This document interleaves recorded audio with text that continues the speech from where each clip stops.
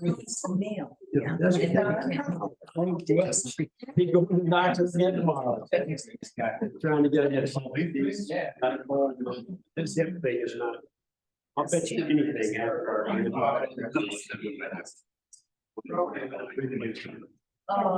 Take it all out.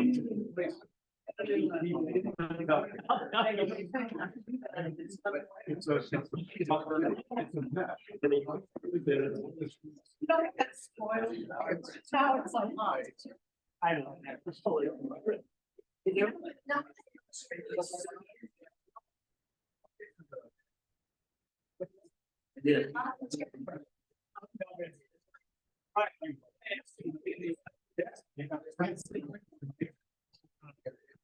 He's got a fire.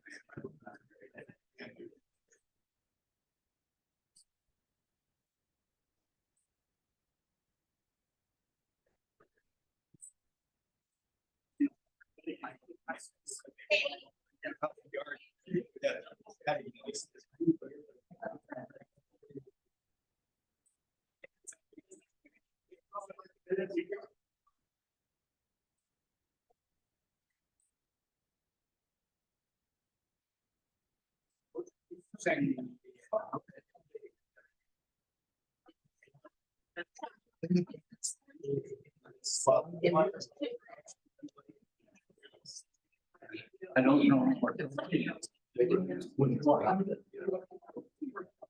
Today? No, no. But yeah. I did.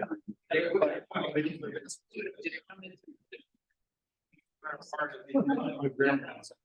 No, she didn't. We didn't do anything. No.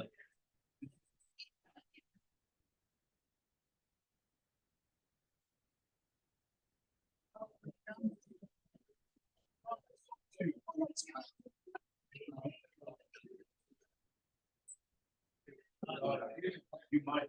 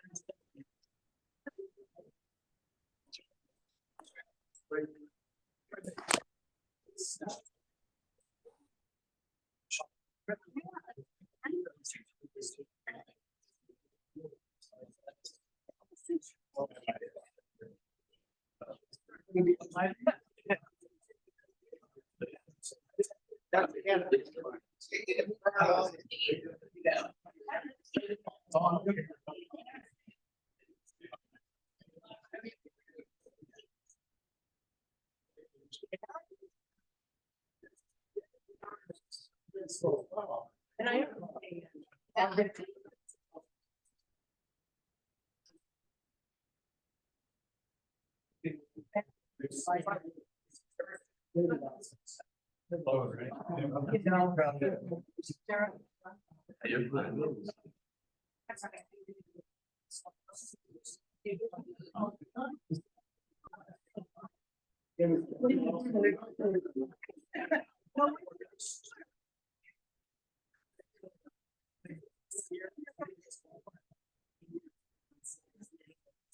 I hear from.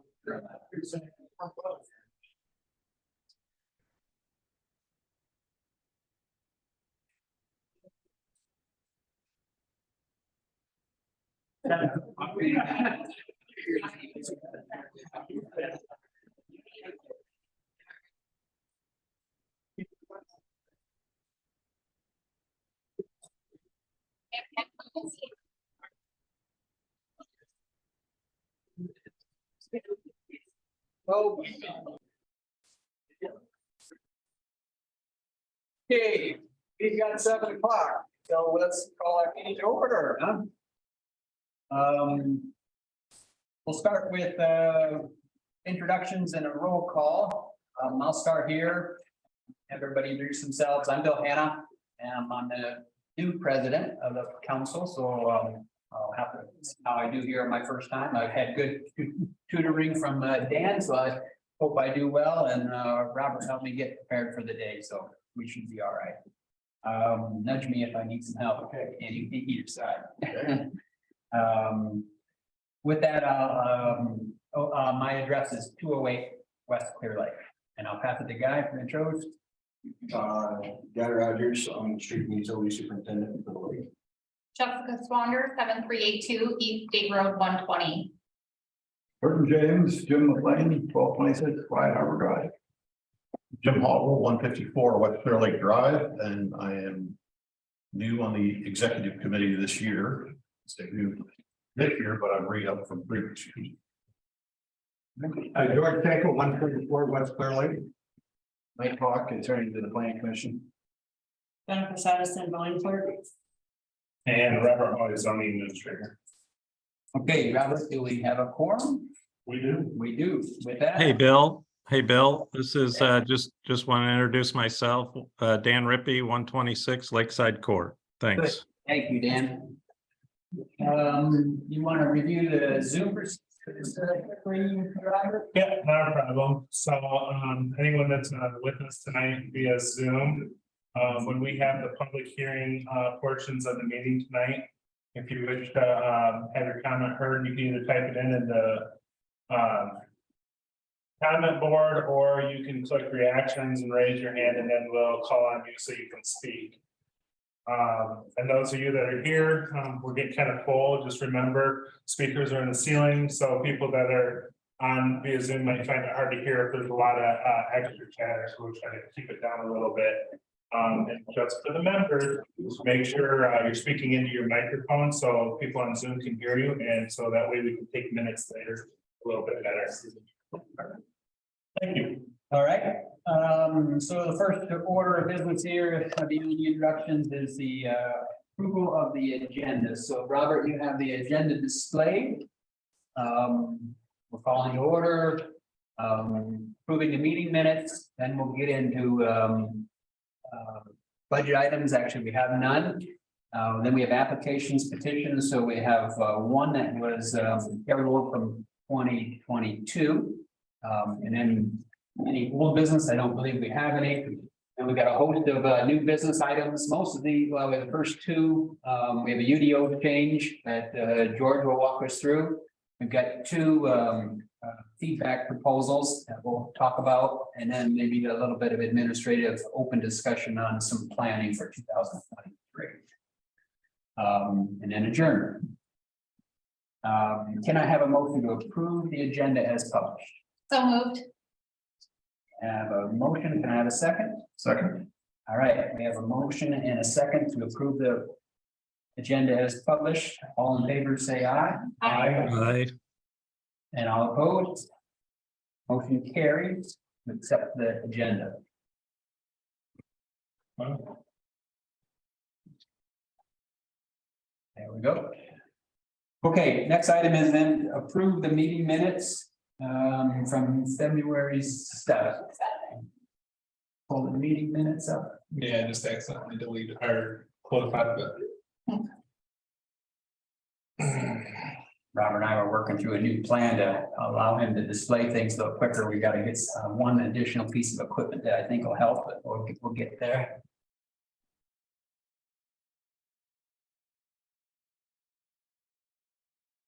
Bear with me. All right. That's the plan, right? Yeah.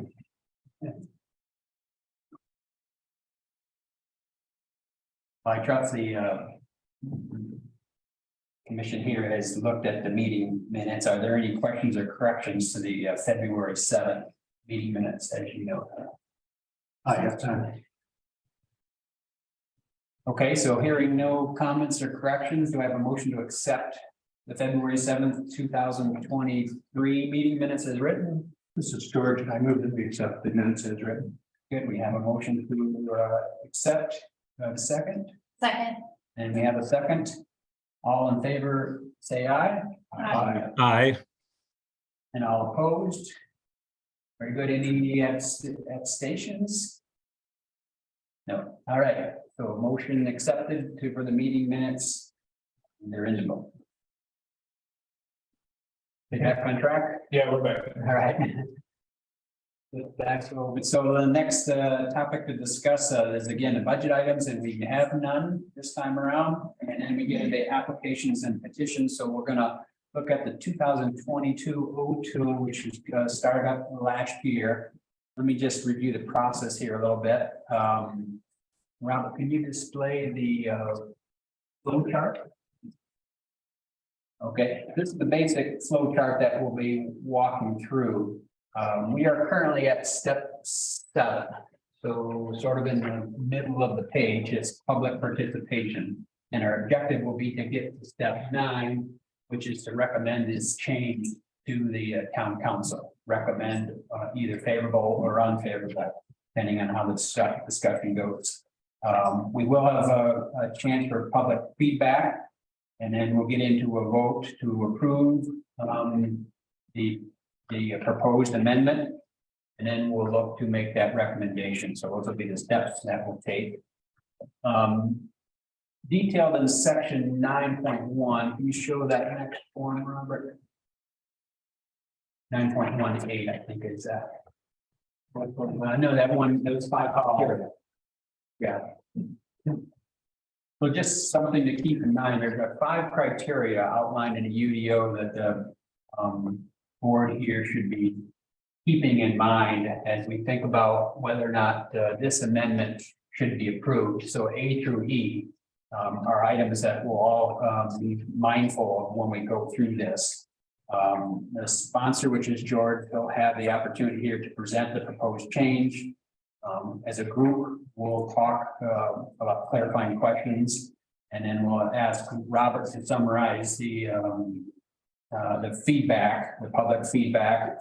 Then we'll open up the floor for further discussion, positive or negative on the amendment. We'll close that floor discussion.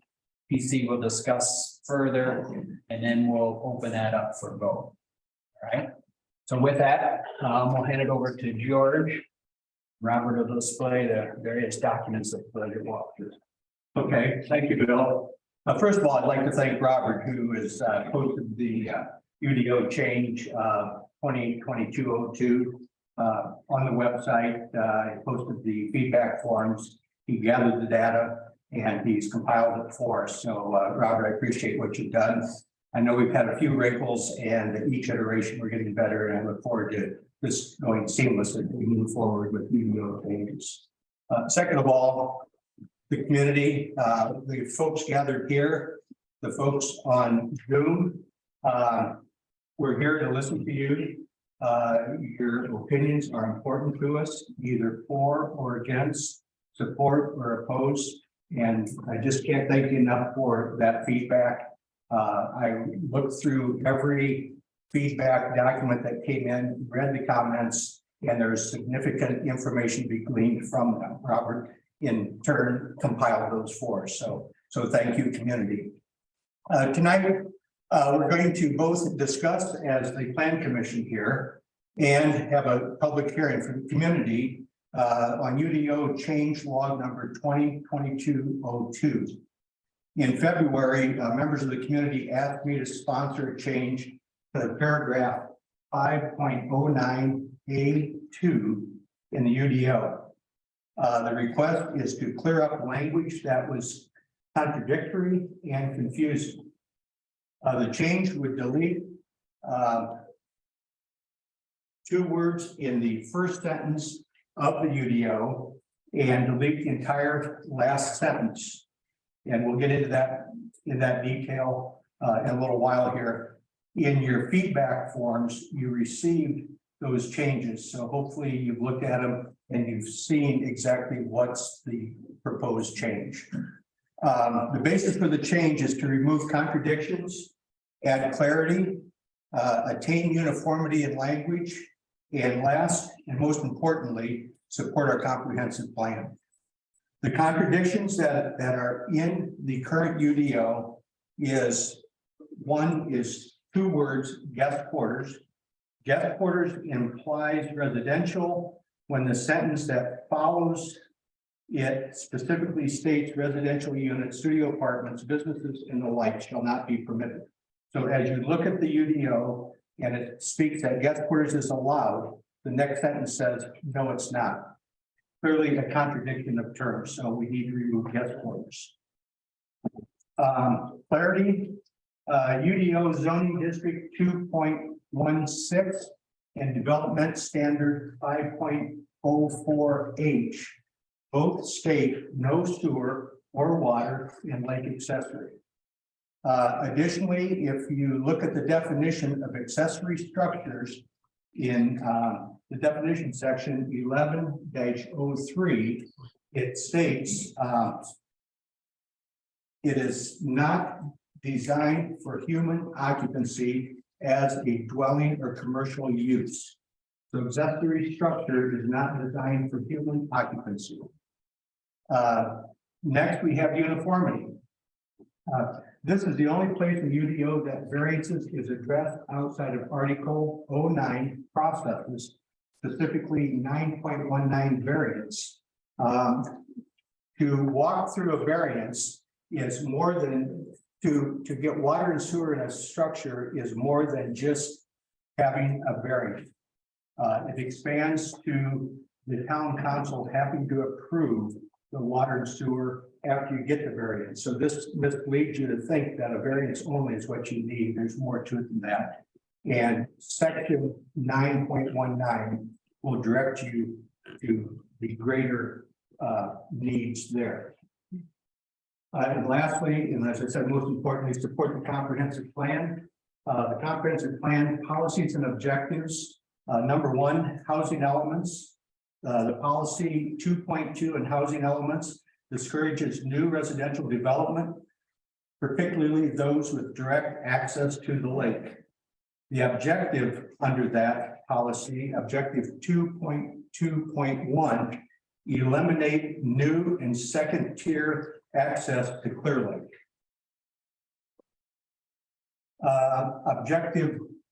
Following objective in the housing element, objective 2.2.2, enforce and strengthen the existing anti-funneling ordinance enacted by the Town Council of Clear Lake. Another comprehensive plan is land usage. Policy 7.4 prohibits any development that may endanger, obstruct, harm, or otherwise negatively impact the residential quality of the town. And the objective that follows it, 7.4.1, preserve and enhance the residential quality of the town. And lastly, under the land use classification in the updated comprehensive plan, the 2013 version of it, it states that lake accessory is defined as areas classified as lake accessory include lots used in conjunction with adjacent lake residential uses, primarily for parking and storage. The property owner's feedback has been significant. Hopefully the plan commission's had a chance to review it like as I have. And there was 58 responses that we got in feedback forms, Robert tallying. 3 people, which made up 2 families, were opposed, and 55 individuals were in support of the change. And so I think we should let these facts and numbers speak for themselves. With that, I'll open it up to the Plan Commission if they have any questions for me. Any questions, George, Jim, please. Not sure where to start. Well, we're in complete agreement that there is no interest in increasing the density on the lake. What really this boils down to is not a contradiction in terms.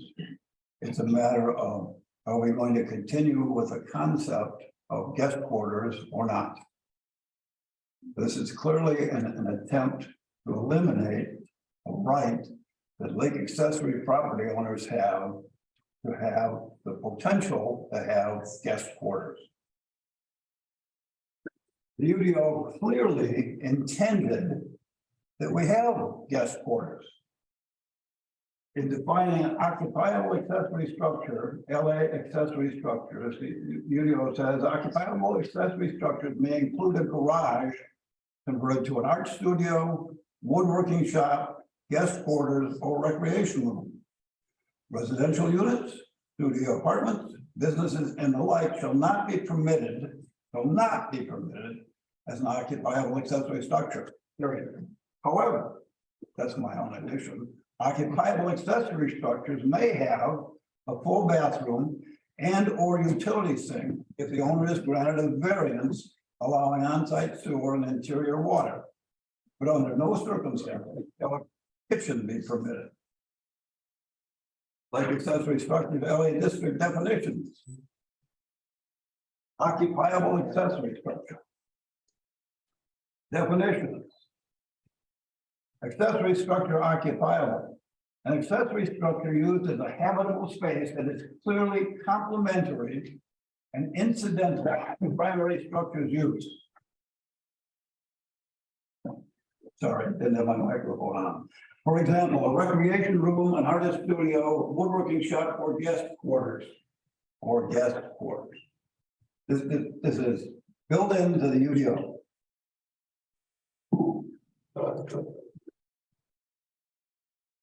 An occupiable accessory structure shall not include residential units,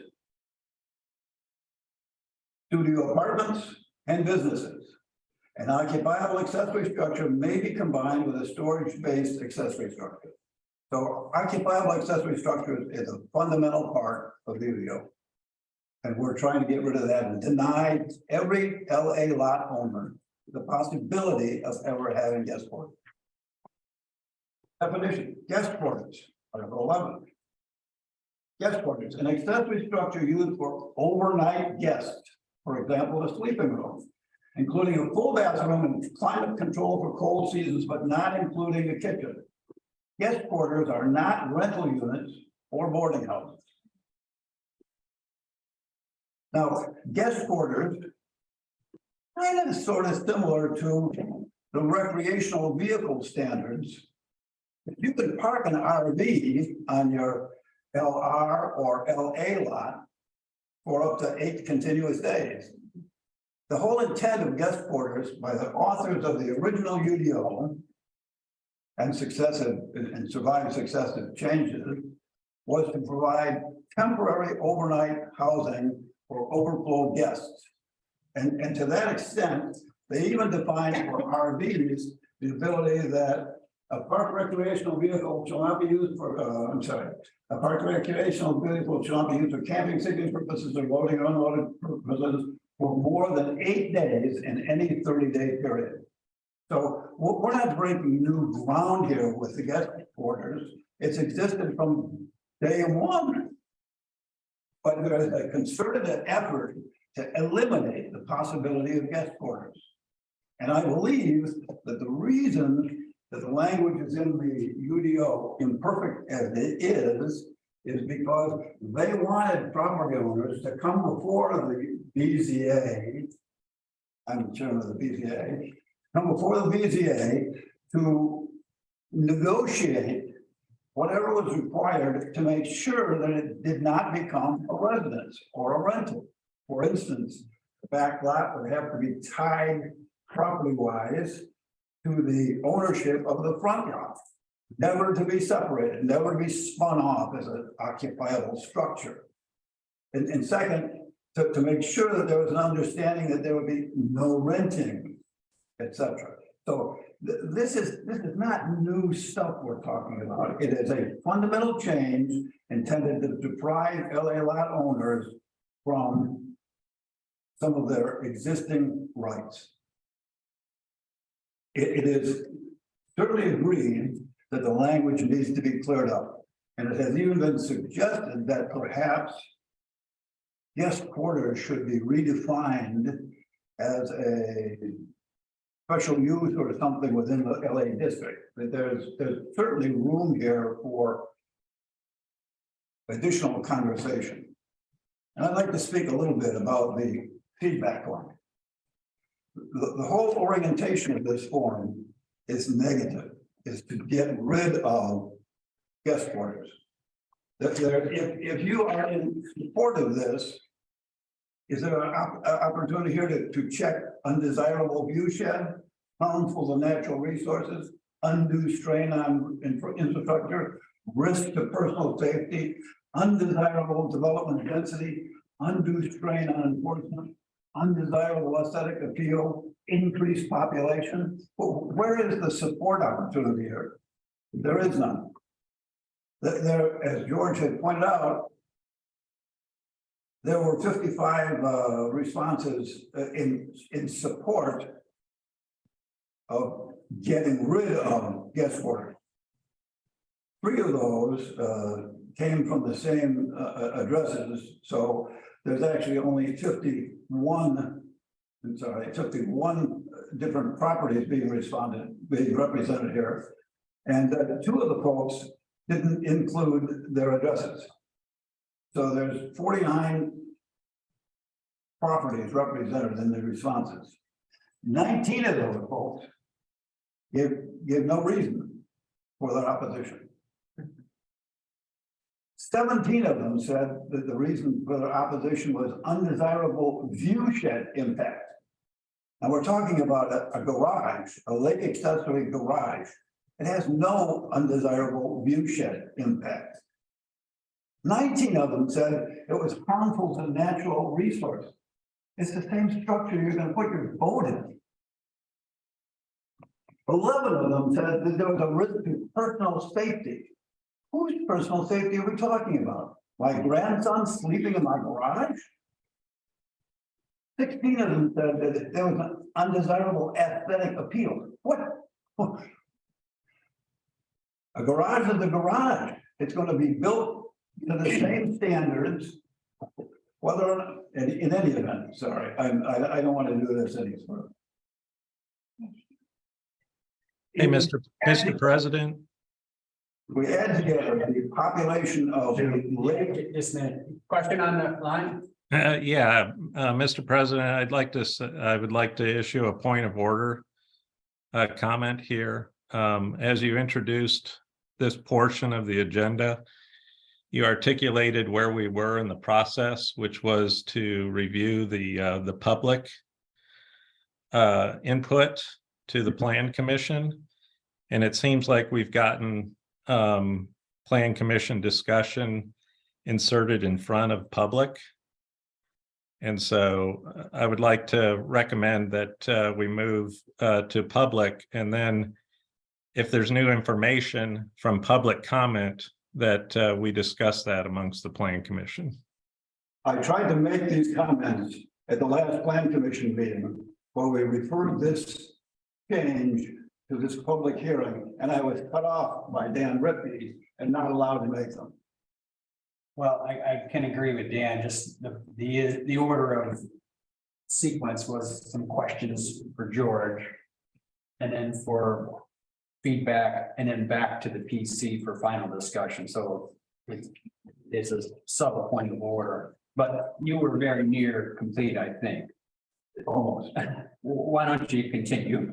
I'll grant you that just to continue, so you don't lose your train of thought. Just to simply say that if we want to correct the contradictory language, we can do that without eliminating guest quarters. Thank you very much for your consideration, Bill. Okay, Jim.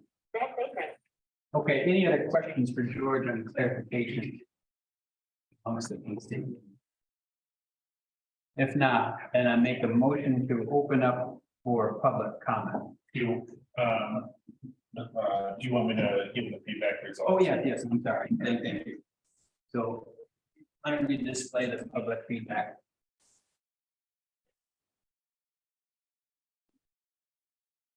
Okay. Well, all right, so as of as it was mentioned, we were able to compile, this is a simple platform to make it a little bit easier for everyone, so you don't have to go through all the addresses, but everyone on the board was supplied a full list. 55 were in support, 3 in opposition, 17 stated undesirable impact or undesirable view showing an impact to the lake. 19 made comment or check, I guess I should say, harmful to natural resources. 33 undue strain on infrastructure. 11 risk to personal safety. 40 undesirable development density. 23 undue strain on enforcement, and 16 undesirable aesthetic appeal, and then 38 increased population. And just the top 3 comments where feel strongly that this should be a Clear Lake standard and be passed. None will keep Clear Lake from overdevelopment, overcrowding. It'll help preserve the beautiful lake and for future generations. And then we oppose accessory structures that would result in additional residential and visitation activity. I should say, some wanted, one wanted a comment include the prohibition, or no full or partial bathrooms, no utility sink, or no kitchen, kitchenette or site sewer, and into interior water supply. But I'll just finish off. This is consistent with the comprehensive plan and UDO, and no change. Additional steps could be taken for allowance. Okay, so any questions for Robert on the feedback? I will make one point. He brought up Jim in terms of, I think he said 3 didn't have an address. People do have the ability to submit their information as anonymous. Robert has the responsibility to log that in, and he does know the address and the name of the person. So he has to ensure that it is a valid, hesitate to call it vote, but a valid feedback, but then he can log it in as an anonymous point of comment. Right. That's the official. There is one entry with no name and no address. And that's allowed. He validates that it's. I'm just trying to make sure that and there's another entry with no name or address. Those are both legit. From the emails I got, yes, I was looking for address. We will talk later in the new business on maybe some improvements so we can clarify the validity of the submission. So that's coming. But he's trying to administer that, online. In perspective, if we were to add together, Robert, Dan, if we were to add together the number of lake residential addresses that we have occupied homes on, the number of condos that we have, and the number of SR addresses that we have, what would be the sum of those? 300, 400 different families? Seriously, I mean, I don't know. We have 50 responses. Are we talking then about a 1/6 of the population here, 16%, or less, trying to deprive various property owners of their rights? It doesn't matter because we had 100% of the population had an opportunity to respond. Opportunity, but they weren't. They had an opportunity. Which I don't know, Dan has, I can't remember that right now. Remember Ribby has his hand up, I don't know if he wants to speak. Dan, did you have a point with your hand up, or was that? Oh, yeah, thank you. I was just going to ask for clarification from Robert. When I look at the spreadsheet, could you remind me, I've got 55 support, 3 opposed. So you had 50, is it a correct interpretation that you had 58 responses total? That is correct. Okay, and amongst those 58, then you had comments within those 58 that you categorized across the remaining items, undesirable, view shed, harmful to natural resource, et cetera. Where did the number along the lower right column, the total number of comments, is that also something that you just distilled out of the 58? Correct. So to kind of like narrow everybody's comments. A lot of people were saying the same thing. So I had 13 people say something along the lines that they feel strongly that this should be a Clear Lake standard to be passed and so on down the line. Okay, because that number is significantly less than the 58. Yeah, not everyone that responded to the 58 comments actually put a comment in. Okay, all right. Thank you very much.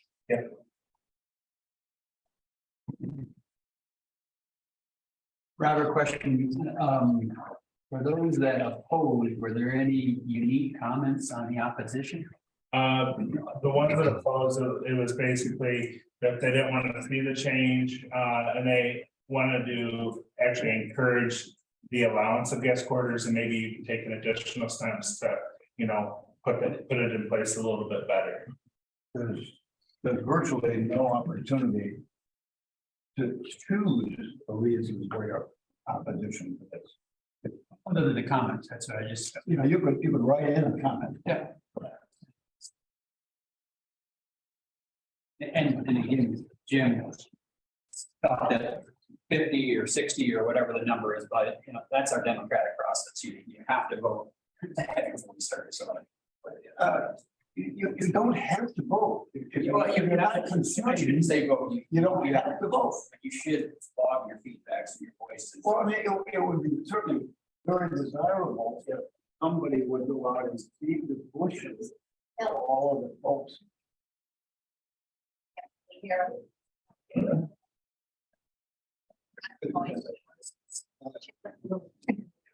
We won't debate. Okay. Okay, any other questions, Brian? Oh, All right, with that, then, we'll close the PC discussion. I look for a motion for the public discussion. I have a motion to open for public discussion. so I have a motion. Can I second? Second. We have a motion and a second to open for public discussion. All those in favor, say aye. Aye. All those opposed? Okay, open for public discussion. Those of you that are interested, please come to the podium. I'd like for you to log in one of the blue cards. If you have it in advance, great. If not, afterward, and give it to Jennifer, so she'll have that for us. So you're welcome to use the podium. For or against, open forum.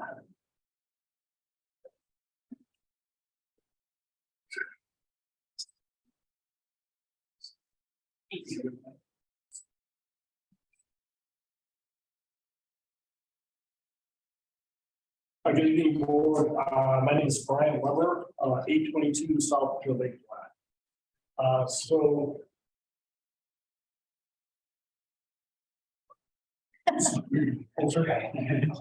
Might want to raise it up if you want, get it closer to you. Yeah. Just a couple of things. First and foremost, you know, I just want to say that I am in favor of this EDO change. The survey feedback is statistically valid, right? I mean, we have how many homes on display? We have 58 responses. If you look at a statistical response rate, that is significant. And as well as collaborated by past surveys, as well as, you know, the feedback from the EDO changes back in last year, as well as some of the other BZA changes that have been proposed this year but have been declined. So I think the feedback of the community has been consistent and should be absolutely considered in your decision of this board and whether we have to be making these changes or not. And then I would like to address a couple of things, right?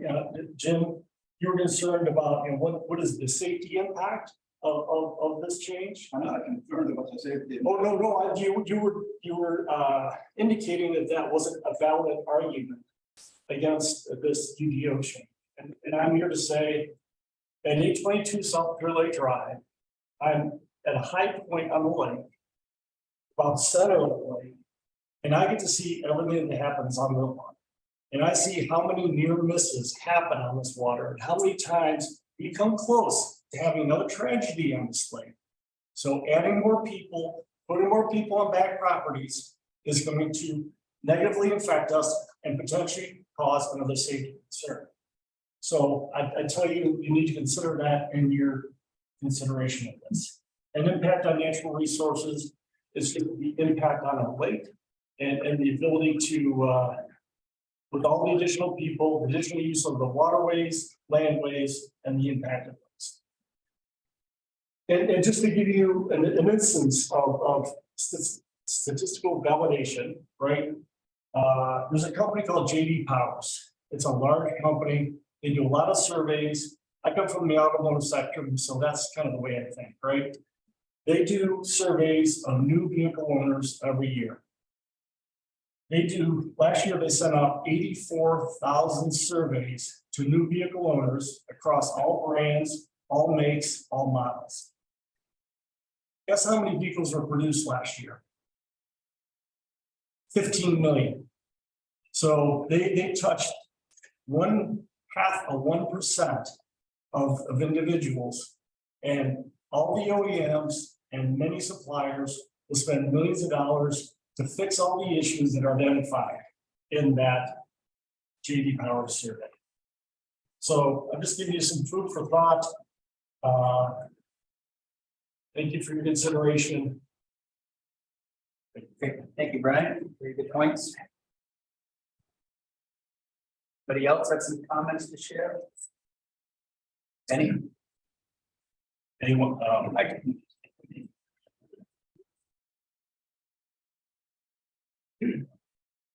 Well, it's no mystery, I was one that was not in favor of the change. I am in favor of clarifying language and making it more understandable. I've talked to numerous people on the lake that want the option to have their grandkids or kids. The same amount of people are going to come to your lake house regardless of whether they're in the garage.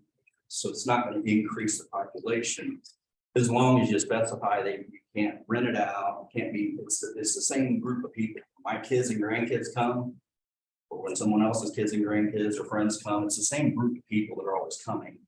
Unless you're right, if you start allowing someone to build a house and live on the other side, and it's whole new additions to the lake, then it would. And I think that would be a valid argument at that point.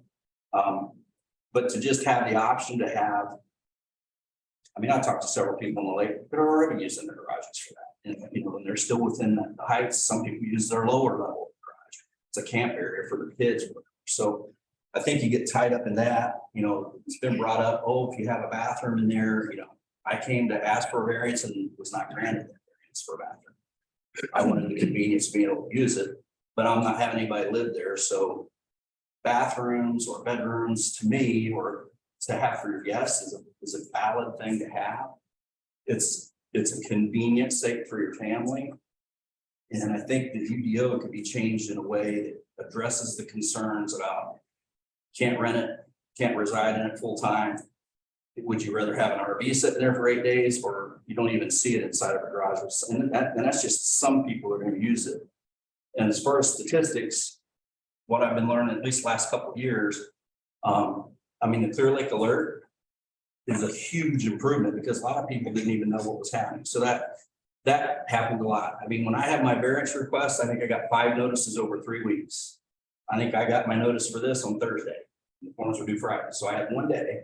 So, I mean, this happened super fast. And for my variance, the lake heard about it at least 5 times, 6 times. So it seems a little skewed on how many people are contacted. And I've also learned that statistics, I mean, there's what, 650 residents on the lake? You're talking about 10%, 15%. That's not a good turnout. But people that are organized against change, I've figured that out too. So those statistics, surely if the same people are organized to prevent any kind of change, it's easy to change the statistic, make it look like 90% of the lake is against something when you're using off of a 15% return factor. Not very good statistical returns. So I think it's right. When you put some of these words in the same paragraph, it does look a little confusing when you're reading it that way. But I think it could be clarified to address concerns of putting new residences on a lake accessory property. You know, that can be worded through that. And I think that would be something that would be wise to table that, to change that language, just to keep that as an option. And I've talked to a lot of people, and a lot of people aren't here because it's this time of the year. If you did this in a month, you'd probably have this room twice as full because people aren't here November through April, May. Most of the people, a lot of people are still in Florida. I mean, so you're gonna get a lower participation rate when it's done between the winter months up until now. And then if you're changing the UDO, I mean, people want an opportunity to participate, and you don't have very much the lake population here right now. So I mean, that's another thing that obviously affects your numbers, so. That's what.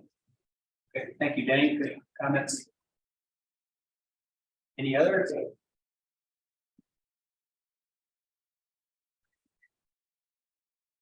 I'll fill out my Jennifer Rockhold, 430 Point Drive. Love what Brian ever said, totally agree with everything.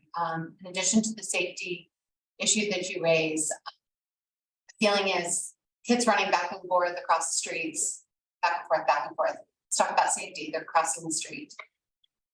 I think what leaving the language as it is opens us to consistently having people apply for variances. Let's eliminate it. Everyone, as far as I'm concerned, you have your lake home, you have your garage. If you want to put someone in there and sleep in the attic, great, but no bathrooms.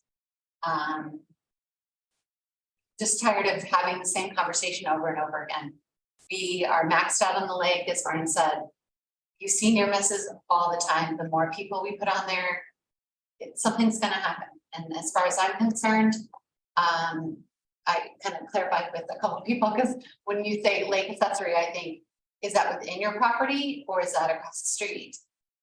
Again, as soon as you open the door to across the street, you're opening the door to so many different issues. And I think if we can eliminate those questions and stop going through this process over and over and over again.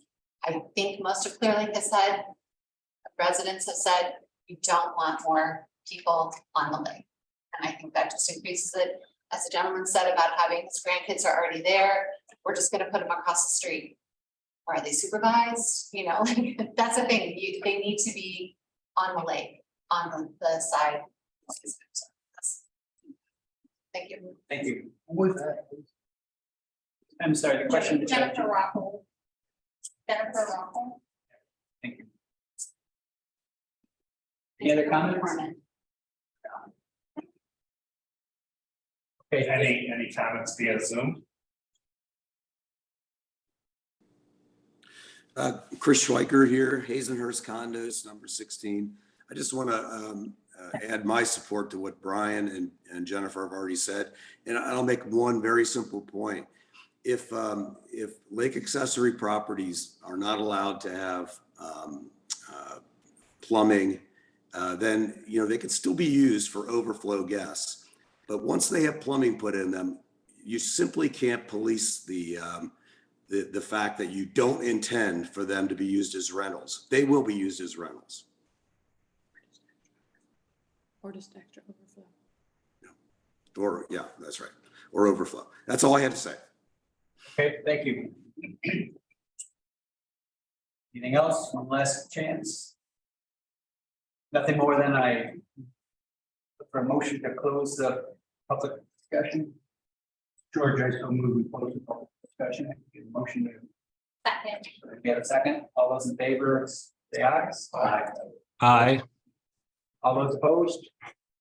Okay, public comment is closed. Now we have just some open discussion amongst the PC here on the feedback that we've had, of the comments that George has. Can I make a couple of comments regarding both public feedback and commission feedback here? First of all, there's some discussion about having control over the lake accessory lots. With only one exception on this entire lake, the two parcels are not tied together. I know that there is a section where one of our council members lives.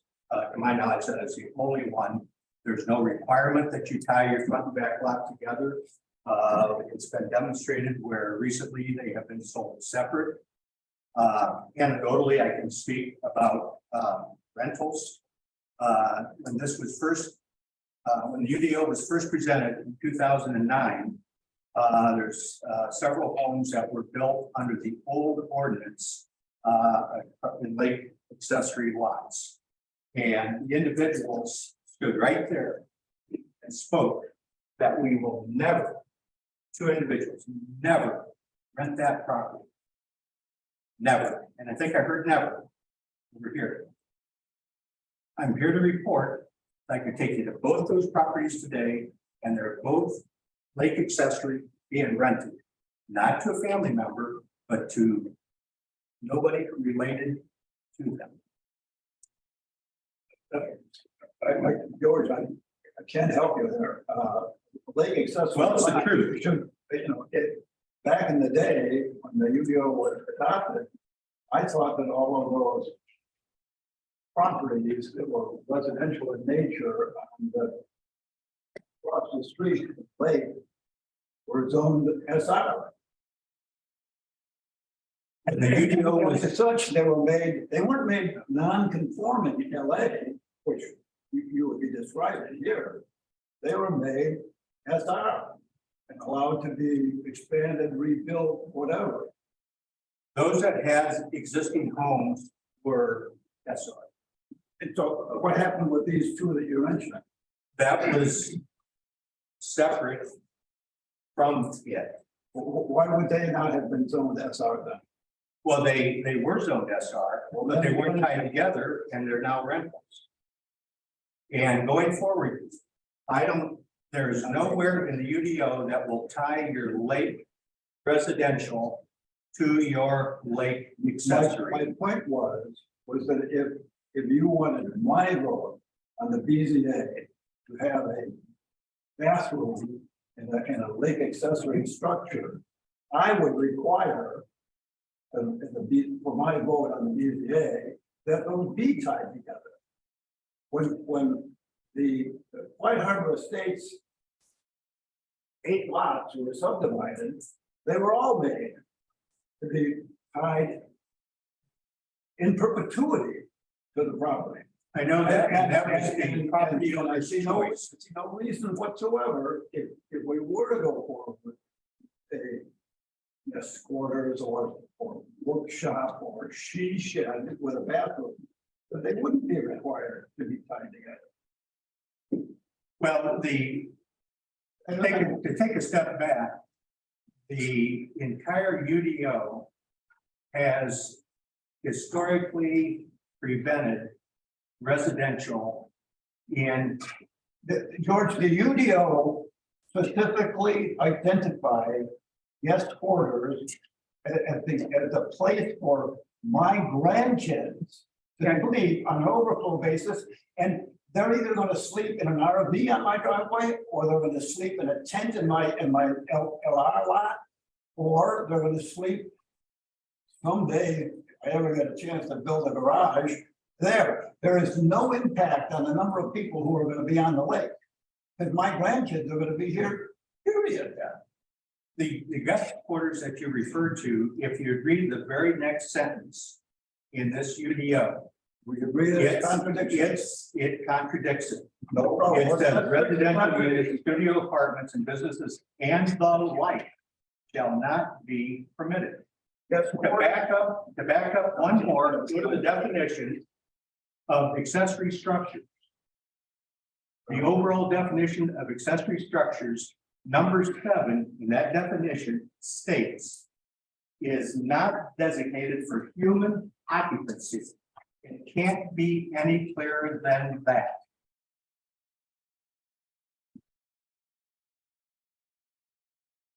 Does it say that?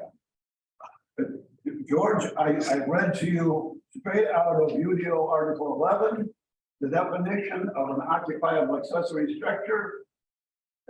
Go 3 paragraphs up.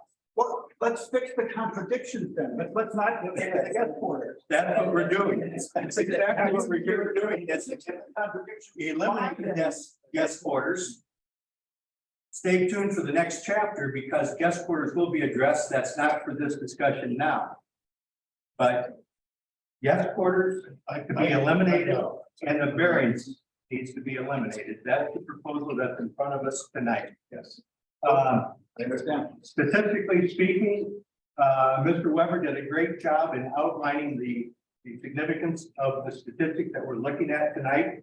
You also need to back up to 2009, the comprehensive plan, and then fast forward to 2013, the update to it.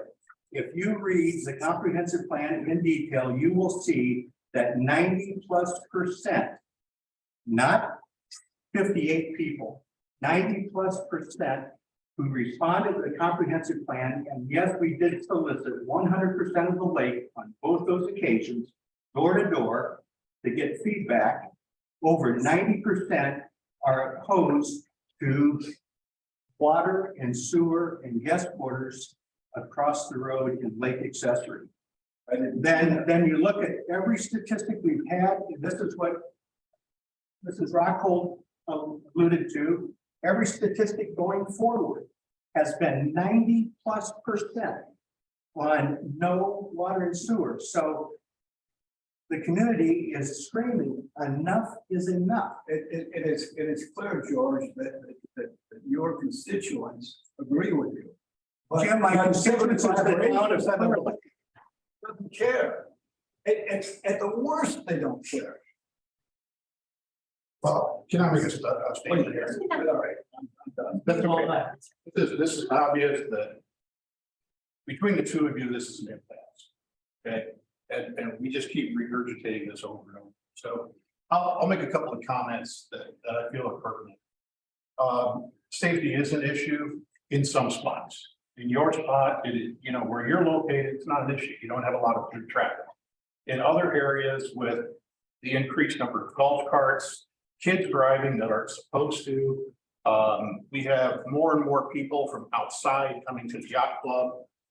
And I know this personally. I've had people tell me they come to the yacht club party. That proposes a more dangerous situation. Where we live, there's a steep hill. So the hill is the curb. I don't want to see anyone's child or grandchild or any person get run over and hurt because of that. So do I. And I'm sure you don't. There are certain areas that would have issue and some not. The other piece of that is rentals. And Mike, I asked this a while ago, and that is there a way to keep property from being rented on Clear Lake? And supposedly there is an Indiana statute that says you are allowed to rent your property. Now, you know, I think what we need to do is address the concerns that we have. Rental property is an issue. There are other things such as, you know, what are the laws around that? And then how do we enforce that?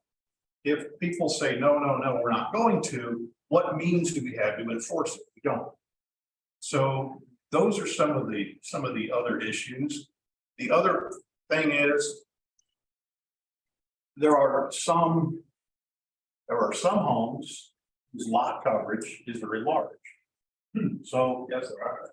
But what I'm saying is there's a percentage of your lot that you're allowed to have coverage on. Unless you get a variance. Let's not talk variance. There are lots that have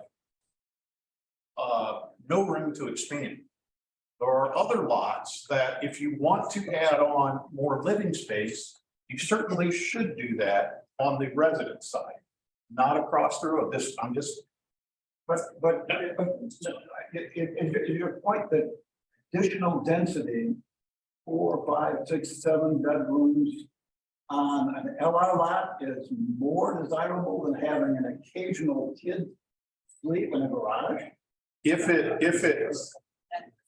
it avoids rental, if it avoids tiering, if it avoids some of the issues that there is a problem with, in my opinion, yeah, it's more desirable.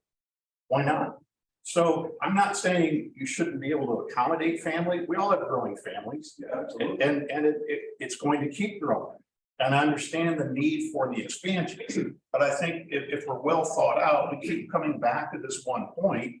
And it's always going to be an impasse, what this is gonna be. I would love to have a slot sink in my garage across the road. Yeah, if it was a woodworking shop or something, that Right. would be very desirable. It would be very desirable. However, I also have a neighbor that said, great, I wanna remodel my garage so I can live there, and I'm gonna rent out the front. Can't do that, Understand? Why? But if they put water in the back, can't do that. We haven't. We covered the water issue. how do you, Water issues not on the table. Right. Let's not go there. but it's an enforcement issue. That goes back to, how do we enforce it? How do we do? Perhaps we should just ask our attorney. That's also another issue. Let's not go there. I'm saying, there's a lot of issues that are causing this. There's a lot of circumstances around it. But And what we're doing is, we're not getting to the root cause of the problem. well, you're denying property owners rights they currently have because of a perceived problem that can be solved elsewhere. If it could be corrected elsewise, it would be already. No, it has not been. It hasn't been. For me, I don't see this as denial. I think it's a clarification of, documentation. But Bill, an LA property owner right now has defined in the UDO guest quarters, and it has defined in the UDO wood shops and working, things. How can you say it's not a denial if you Because can erase those things? you don't tell people you can't have a person sleep there. Well, not without a variance again. Not talking about that, and it also describes that the accessory structure does not allow for occupancy. And there's a contradiction. That's right. Right, And that's what we're going to try and clear up. Please don't deny the rights to property. We're trying to clear that That's up. a conviction which can be solved in other fashion. Bill, Dan Ricky's had his hand up for quite a while. Dan, you have a comment?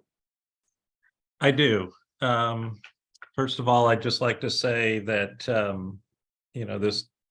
I appreciate all of the dialogue that's been occurring here, but, I want to just offer to my colleagues on the Plan Commission a very simple string that I think we should be more focused on and pull through all of this discussion. First of all, the change, as George articulated, on the form, is to simply provide clarity and eliminate contradictions. And what's really at the premise of this change is that for LA structures, we have section 2.0, which precludes sewer and water in the building. So when you go to LA structures and you're looking at then section 509, you have a occupiable accessory structure, which is shown on this form. And within that form, it says it specifies guest quarters are part of that. If you go to section 11 and the definition of guest quarters, it says a full bath. So by definition, we have a conflict, and this recommended change eliminates that conflict. And so I would guard my Plan Commission members against trying to make this so much more and try and solve, worldly level problems that this change was never intended to do. And the other comment that I would make is that there were at least two folks that mentioned, that they would just, park an RV and let people sleep in it. I would point them to the standard 5.58, which specifically deals with recreational vehicles on lake accessory lots. And you're only allowed to park, you're not allowed to sleep folks in them. And there's a limit of 8 days also. So those were my comments, Bill. Okay, thank you, Dan. 558 RV standard says that it shall not be used for camping, sleeping purposes, or loading, unloading purposes for more than 8 days in any 30-day period. So it's clearly allowed. Dan's point though, not for sleeping. Sleeping purposes. I thought he said it was not. Shall not be used for camping, sleeping For more than purposes. 8 days. No, I think So it can be used for sleeping purposes for up to 8 days. Okay. But to get it back on track, we're Yeah, let's talking about 5.09. Not our reads. Okay, I'd like to close discussion here amongst ourselves at the PC anyway. I think for a motion to approve the proposal that is on the table. I move that it be tabled for further consideration. And I'll look to search for other ways to avoid the contradiction terms, ways other than eliminating the concept of guest quarters from the UDO. It's my motion. So we have a motion to table it. We have a second on that. Well, my question is, this is supposed to be a hearing of this change request. Wasn't that what our original discussion was at the previous meeting about context? We're just bringing it back here for clarification. Yeah, really, the primary purpose tonight is to listen to the public feedback. So you're correct, but nonetheless, we have a motion. Do we have a second?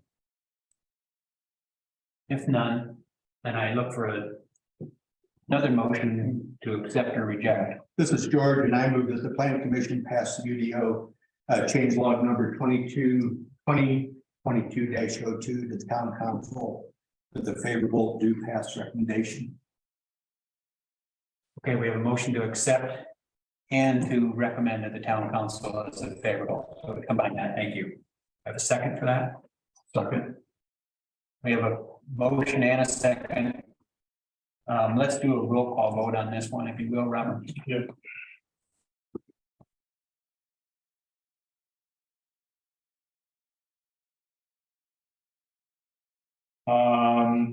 Member Rippey, I agree. member Harrell, Agree. member Swander, yes. member McLean, Opposed. member Schinkel, Yes. member Rogers, Yes. and member Hannah. Yes. The tally is, Robert, 6-1. if we have a 6-1 vote in favor of the amendment, so the amendment is passed as proposed, and the amendment will be approved and a recommendation to the town council favorable. So that takes the step down on the flow chart that we had, but we'll recommend the town council and at their next opportunity, which I don't know for certain, but likely the August meeting, they will look to put that in full definition. Could be sooner. Okay. Yeah, not August. I think about our meeting, so yeah. Sooner, yeah. Okay, that was the hearing on that topic. And we have no old business. We moved to new business, so we have a new proposed UDO change 2023-01. Again, let me describe the process, and Robert, if you can show the chart. We're currently at steps 3 and 4. Our objective in the PC tonight is to discuss the merits of the change, both if the change should move forward to public participation. So tonight's discussion on this UDO, there is no public participation on this step. Our basic process, the sponsor will present the proposed change. The PC will have discussions and questions about the merits of the change. And then we'll look for a motion to approve or disapprove, moving up to step 5, which is the back.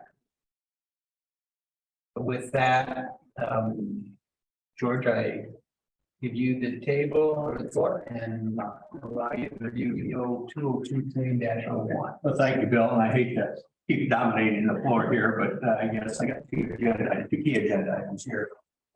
As Bill indicated tonight, I'm introducing UDO change log number 2023-01 that addresses a problem with the definition of accessory structures occupiable.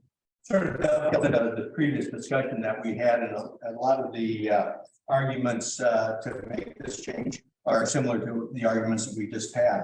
I was asked to support this change to Article 11, which is definitions on page 11-03, specifically accessory structures occupiable.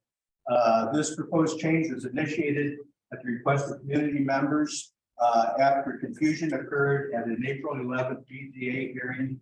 The definition was introduced into discussion of the variance request. Basically, what we're doing, I'll read the paragraph to you, but there's two words, guest words, key words, which we discussed earlier, that being moved from one sentence to another sentence, and the move is very, very important. So I'm going to read it, and then I'll stop at the guest quarters and indicate what's going to move to, and then continue reading. The definition, accessory structures occupiable. An accessory structure used as a habitable space that is clearly complementary and incidental to the primary structures used. That is, recreation rooms, artist studios, woodworking shops, and here's the key word, or guest quarters. Next sentence. The occupiable structures shall not include residential units, studio apartments, and businesses. And it's suggested that we remove guest quarters from the previous sentence. It says it's use, and bring it down where it should be, where it's not acceptable as a use. The occupiable structure may also be combined with storage-based accessory structures. So basically, that's the change. The basis for the change is threefold. 1, remove contradiction. 2, add clarity. And 3, support the comprehensive plan. The contradiction, as we indicated in the last discussion, guest quarters implies residential when the sentence that follows specifically states that an occupiable structure shall not include residential units. Additionally, in the specific definition of accessory structures, item 7, it states is not designed for human occupancy as a dwelling or commercial use. Clarity. There was great confusion during the April 11th BCA variance hearing when the current definition was introduced into the discussion. This change would correct the erroneous placement of the word guest quarters and clear up the confusion. And then supported by the comprehensive plan. Again, the comprehensive plan is our Bible. The community has input to it on 2 different occasions, and going forward, we'll have a new update to the comprehensive plan. But again, housing discourages new residential development, particularly those with direct access to the lake. Second, or the objective to that eliminates new and second-tier access to Clear Lake. Another objective enforces and strengthens the existing anti-tunneling ordinance. Land use policy prohibits any development that may endanger, obstruct, harm, or otherwise negatively impact the residential quality of the town. Objective, preserve and enhance the residential quality of the town. And then lastly, the comprehensive plan on page 50, the definition of lake accessory in the comprehensive plan. Area classified as lake accessory includes lots used in conjunction with adjacent lake residential use, primarily for parking and storage. So again, no residential is mentioned in that. So on that, nope, I'll open it up for any questions. Okay, yeah, thank you, George. Any questions for George for clarification purposes? Anything here? Dan, anything on your side?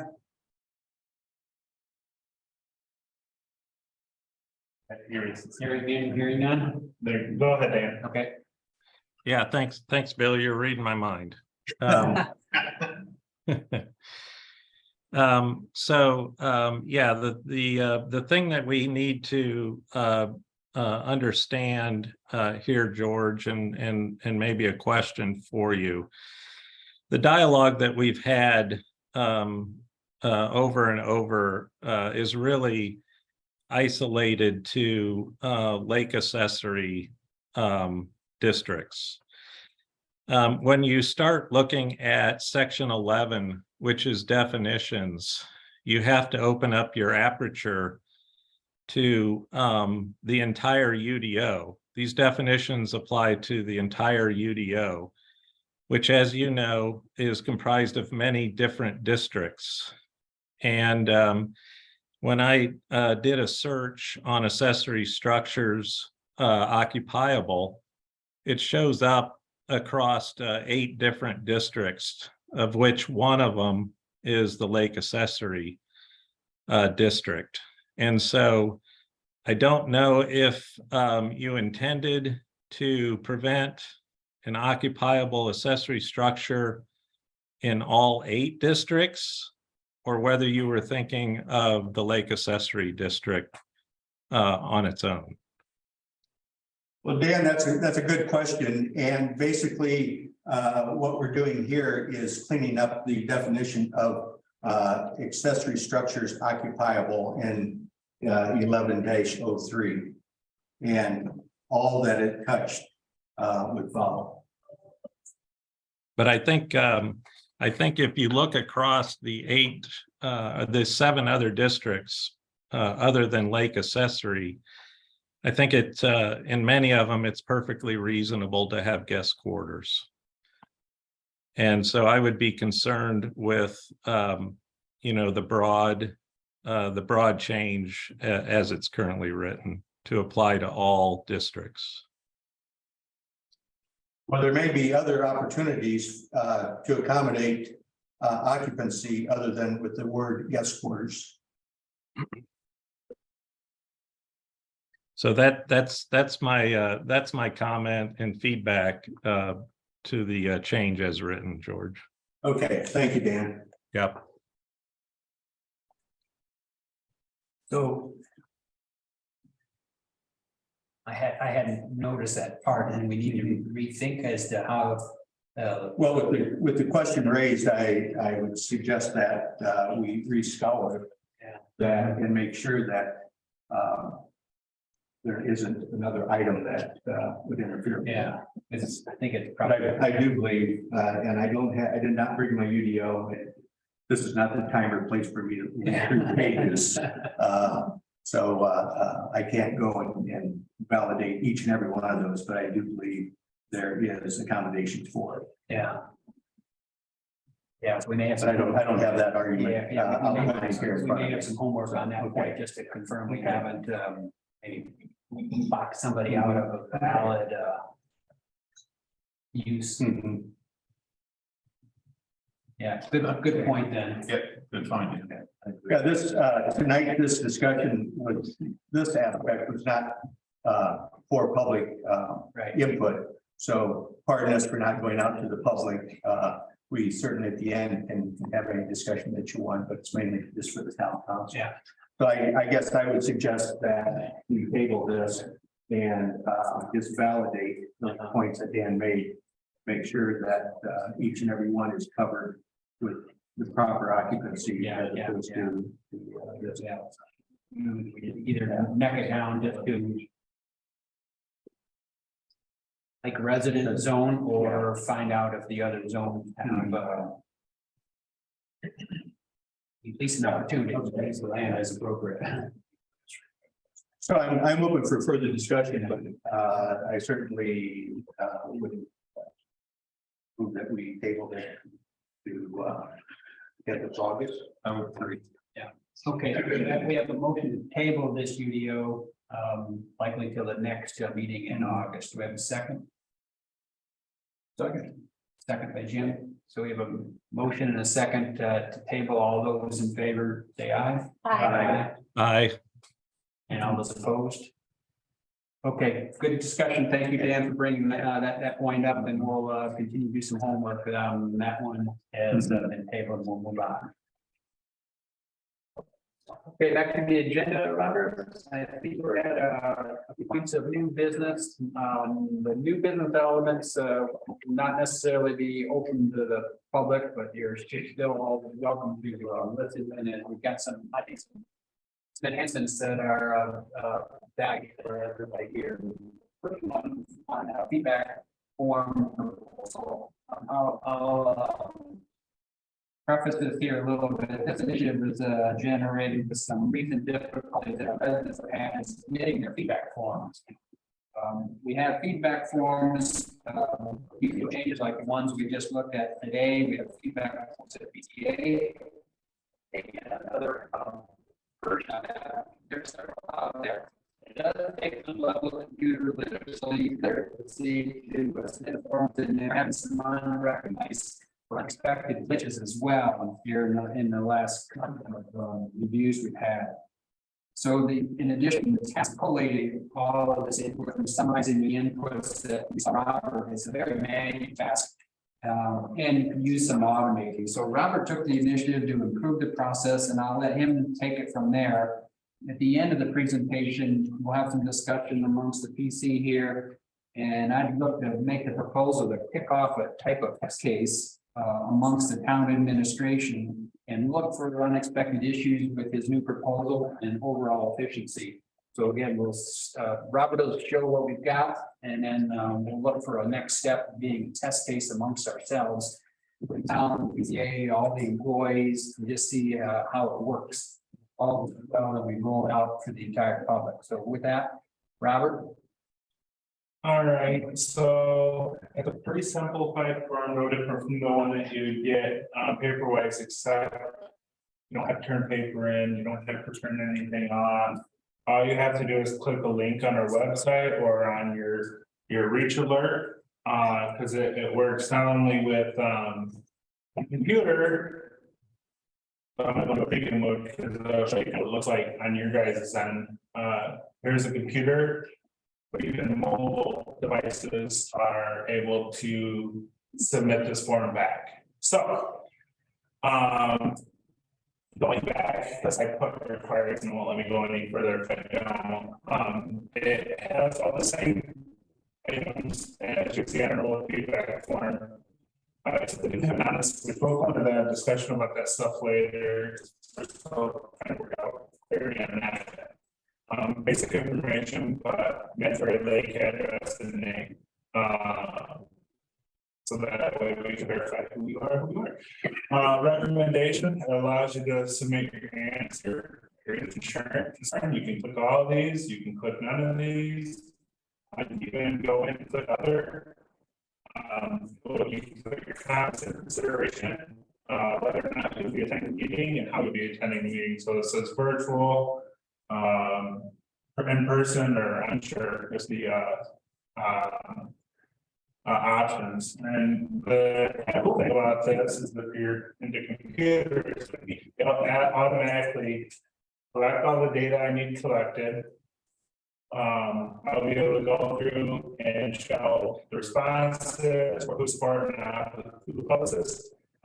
For this particular form, it'll give me a graph of who responded to what and the numbers that I would provide, but everything's automatic and even comes for consideration. And then I can even export this out in Excel. So if the people that do want to remain anonymous, the public information or private information be kept out, we can go and clear that out. And it won't get better.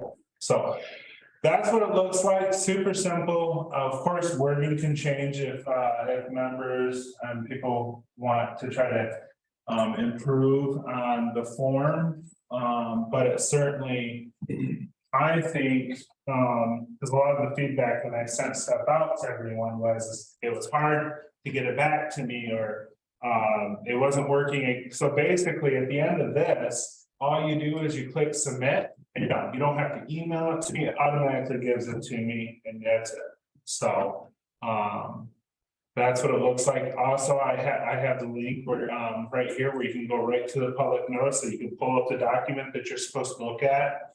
Unfortunately, I can't link the document yet. I'm trying to still figure that out, or at least. Well, the specific document, but I can put it to the ClearLink public notice page, so that way you can pull that document up. And of course, I put the description and then the UDO change there, so. Every time I try to get it, it's the way our web page works, it makes it hard, so. That's what it looks like. I have one for the BZA as well, very similar, just different questions. And I experimented with the cell phone, with the iPad, and with my PC, and they all work nearly identical and seamless from what I could tell, so that was pretty nice. So, and I think the response rate, just sending them via email, whether they fill them out on Adobe or they fill them out, trying to print them off and then scan them back in. If you can do that, you can do this, no problem. I want to say it's around 80%. And that's a roundabout number, but it definitely affords the opportunity to make it a little bit easier for everybody. On the other hand, I can read everybody's handwriting when it's in a computer. I think we have doctors and stuff around this like.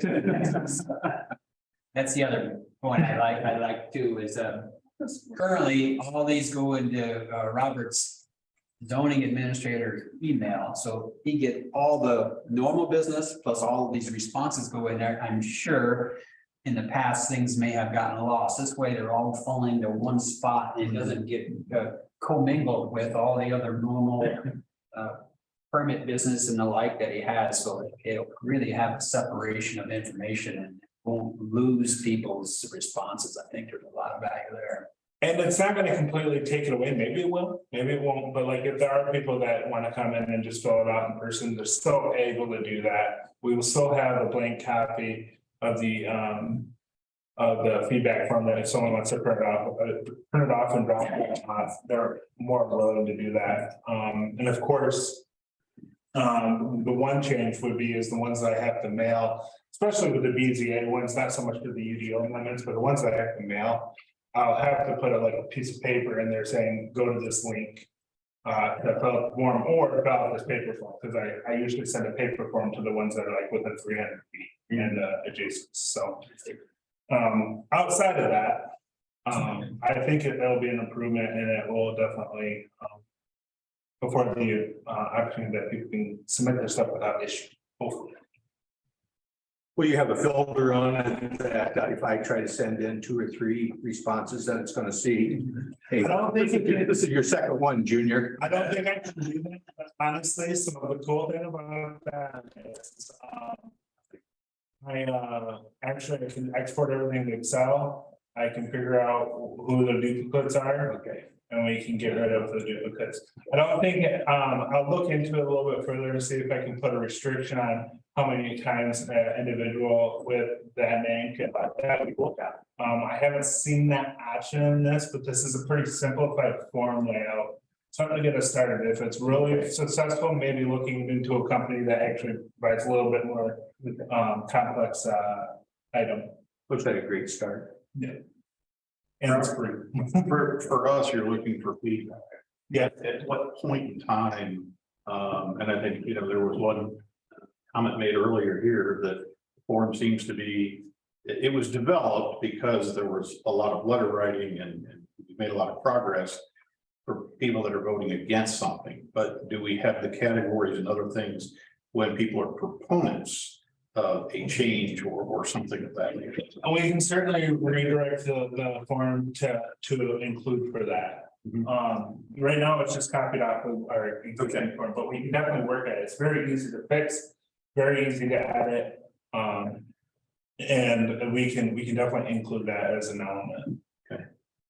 That's a good point, Jim. There was another resident concern. There was on the form, it's almost a double negative kind of situation. Yeah, on the BZA. So Just to say that it's predisposed to be negative. Yeah, so we're gonna The least that you can say about it. yeah, so we're gonna look at that and potentially would clean up all of that same. And that's how it originated, because we had all those letters, so it's like, okay, if we're gonna do this, let's make sure we've got it equal. No, I all appreciate the time. So, yeah, that's fine. So we may kill 2 birds with 1 stone, is maybe improve the clarity of the feedback that people have, plus make the automation and the use a little cleaner at the same time.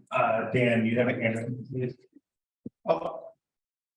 Take yourself off of mute, Dan.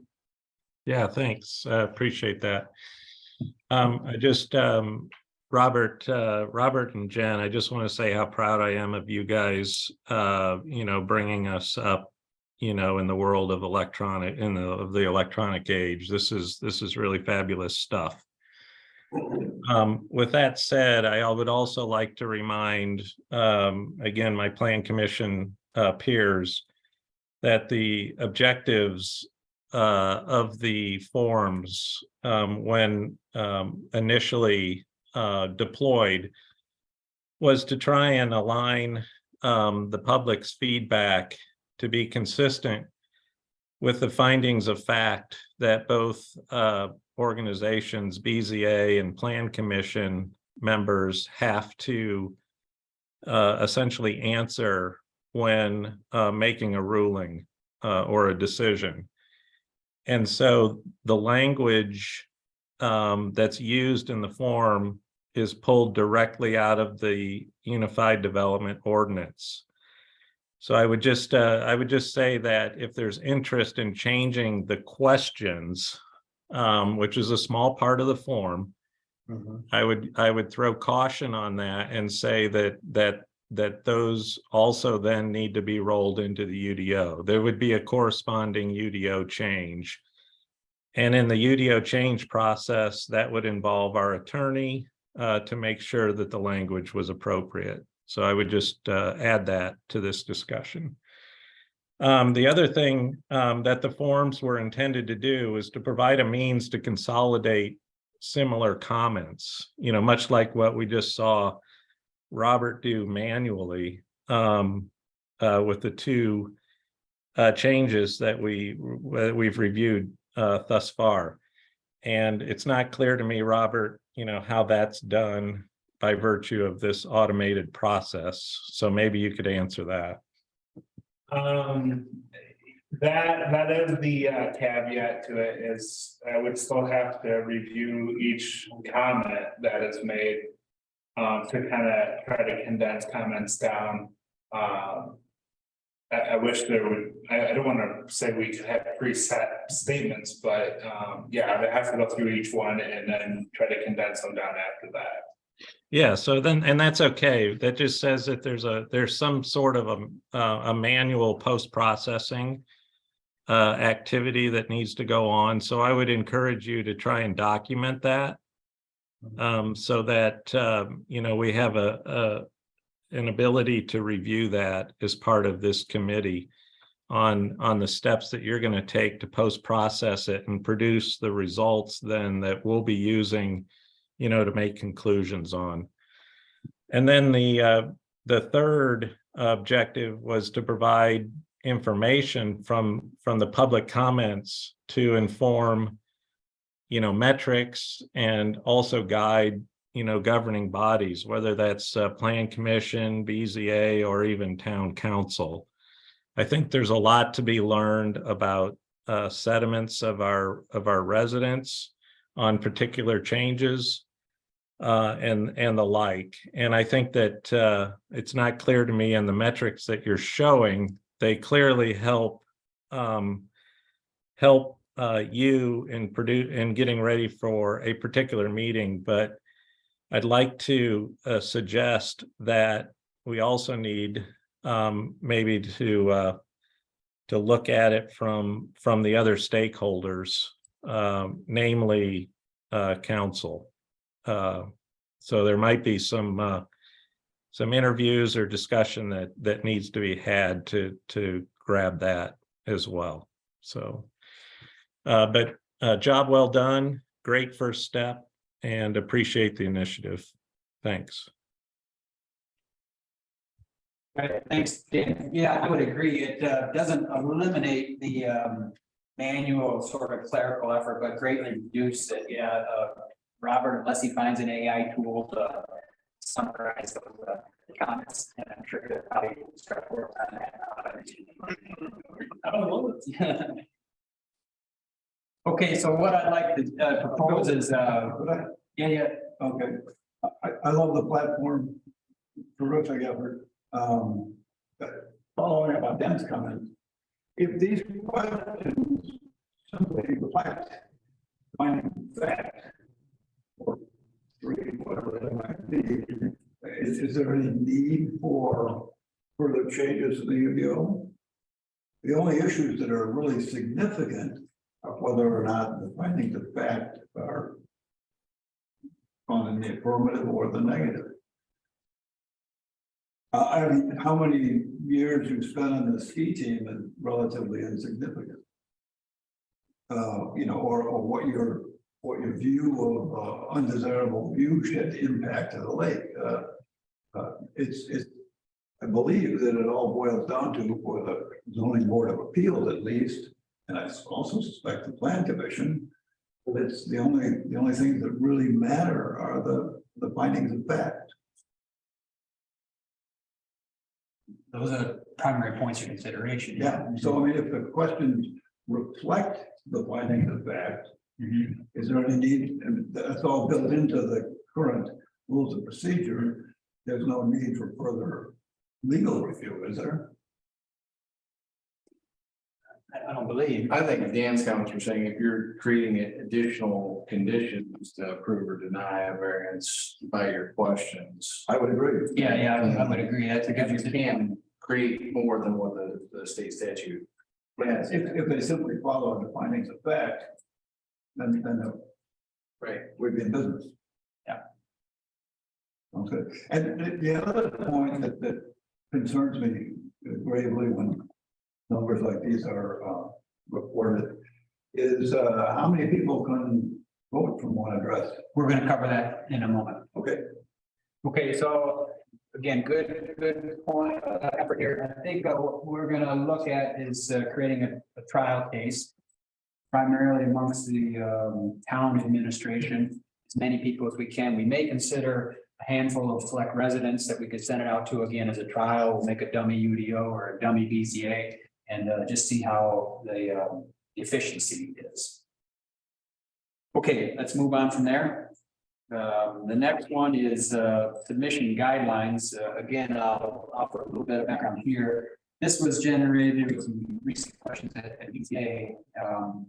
Where we experienced multiple feedback submissions by the same resident.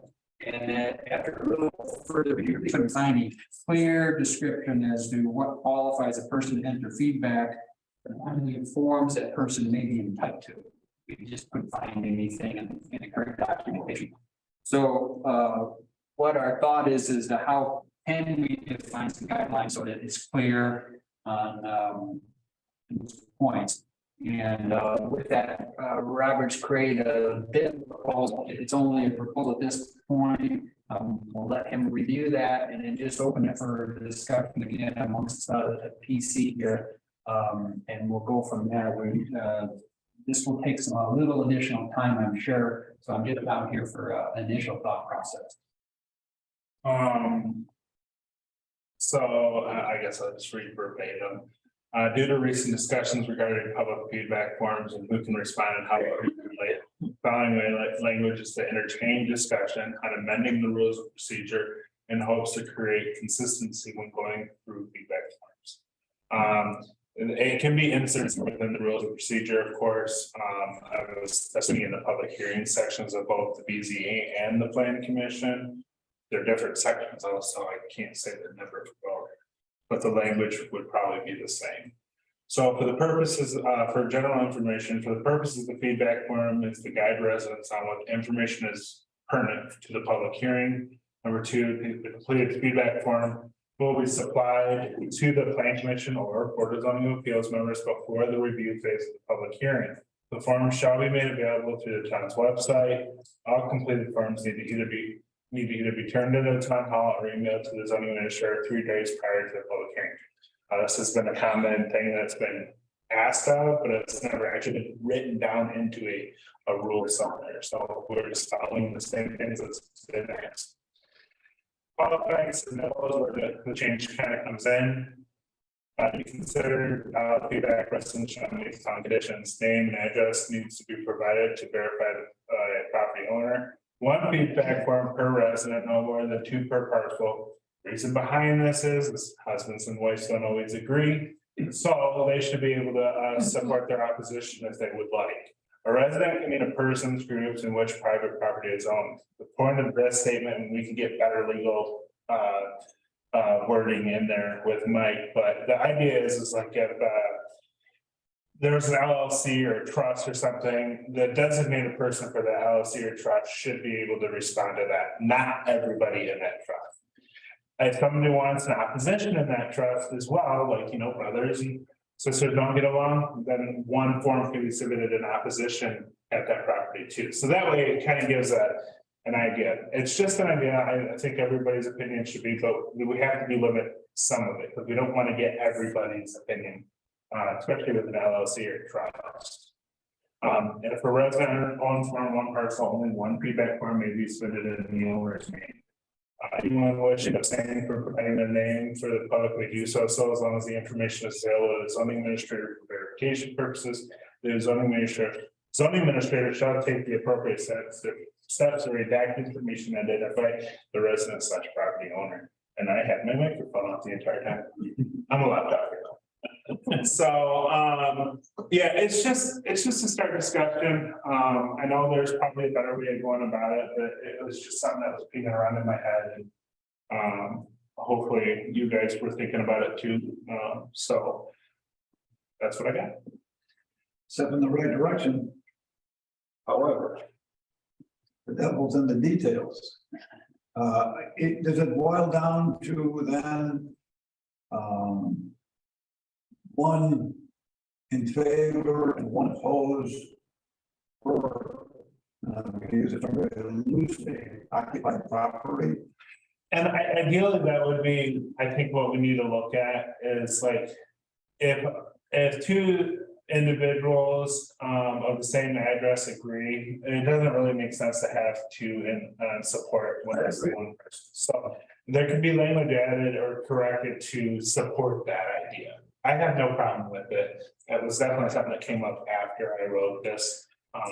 So how do you, a family may own more than one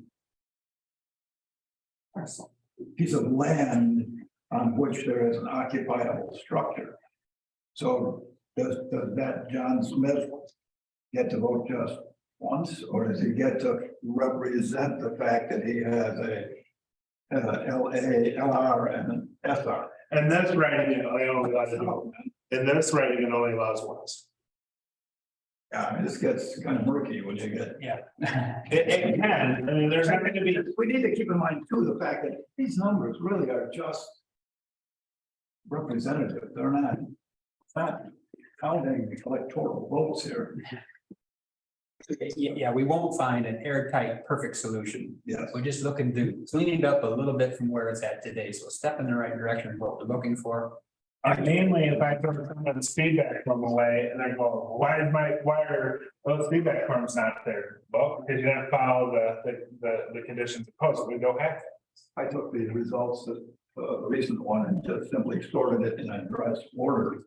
And, found several cases where multiple people were voting for the same address. And in this case, 14 people said no, with no reason. They can. That's the prerogative. Any other clarification or improvements that one would suggest here? We're just taking notes here, so we'll continue to improve this thing and before we're ready to have stuff. I'm just a little bit shy as we look at these numbers, because I have a historic perspective of back in 2008, when we had property owners load up their homes with voting folks and responded to the surveys when we want addressed in mega numbers. And it took a while to sort through that to determine that, geez, there's really only 1 or 2 that had that position. It wasn't the 60 that were showing up, it was all relative. So, like I said, I'm a little gun shy. The only issue, I like the discussion here.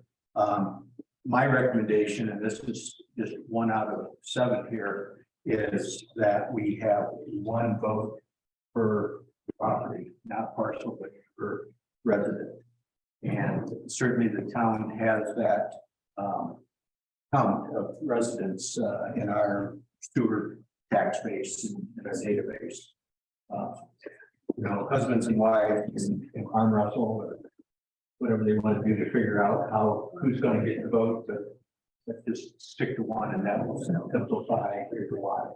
You make a good point, George, on, the town does have knowledge of property owners by a sewage bill. Yeah. For example, that may be the database that we compare. That's the address. That may be, So there are some with 2, but there are some that share. No, but it's the bill. but you get the bill. The bill. We do share grinders, but we do all get them. Okay. In a HOA situation, how do they vote? You get 1 per household. 1 per household? And most, but their covenants would define it, but usually it would say 1 per household. Thank you. But then would you stop it in a public meeting, say a wife went up and Right. spoke and then the husband wanted to come up after? That's all. I don't think I would like that idea. Because my husband and I certainly don't agree on. Well, but that's not a vote, that's. These are votes, it's comments. Right, comments, it's. Well, I mean, the feedback form is a comment. Yeah. Is what I'm saying. Yeah. But it wouldn't change the tally if they had an opinion to voice here.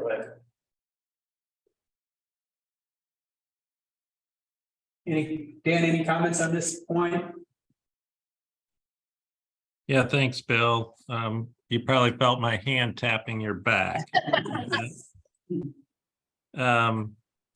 So I agree with a lot of the conversation, by the way. And I think that in the sense that the feedback forms are to indicate sentiment of the community about the change, which I think is an important consideration by our BZA and Plan Commission. We do want the sentiments of the community about the change.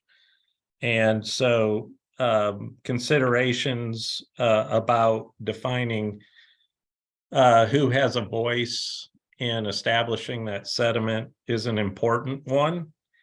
And maybe the answer might lie within the zoning districts around the lake, which would support, per the UDO, a residential structure of sorts. So I would just offer that as a suggestion that maybe Robert can take a look at. The other comment that I wanted to make is that the 3-day prior to public hearing really should be driven by the process that I asked Robert to take a closer look at about what's involved with post-processing the input, from our residents. And if that's 3 days, then that's 3 days. It might be 1 day, depending on where he can automate it to. So I think that's a TBD in my mind at this point. Those were my comments. Thanks. Good, thank you. I guess 1 point that I make is I think Jessica's point was well taken in that really this form was a substitute for somebody coming up and speaking at the podium. And if you think about it in most contexts, in like a planning commission or a BCA hearing, people will come from all over the place. I mean, if it's like the confined feeding hearings and things, you'll have people from all over the county coming and speaking about their input. And the typical response is to allow people to come and speak and give their sentiment, limit the time, but you make it open and available to people that do want to comment. So that's, I guess I would just say, if you're gonna err on the side of being inclusive and allowing comments, you guys can then parse through multiple people from the same house or whatever, make those points to one another. Yeah.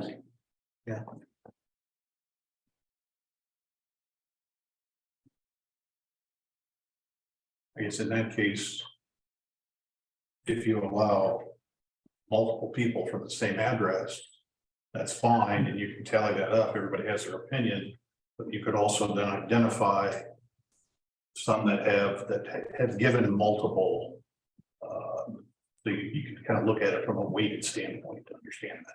Yeah, I mean, that's just an extra column to add in and say. So then that will condense that stuff down.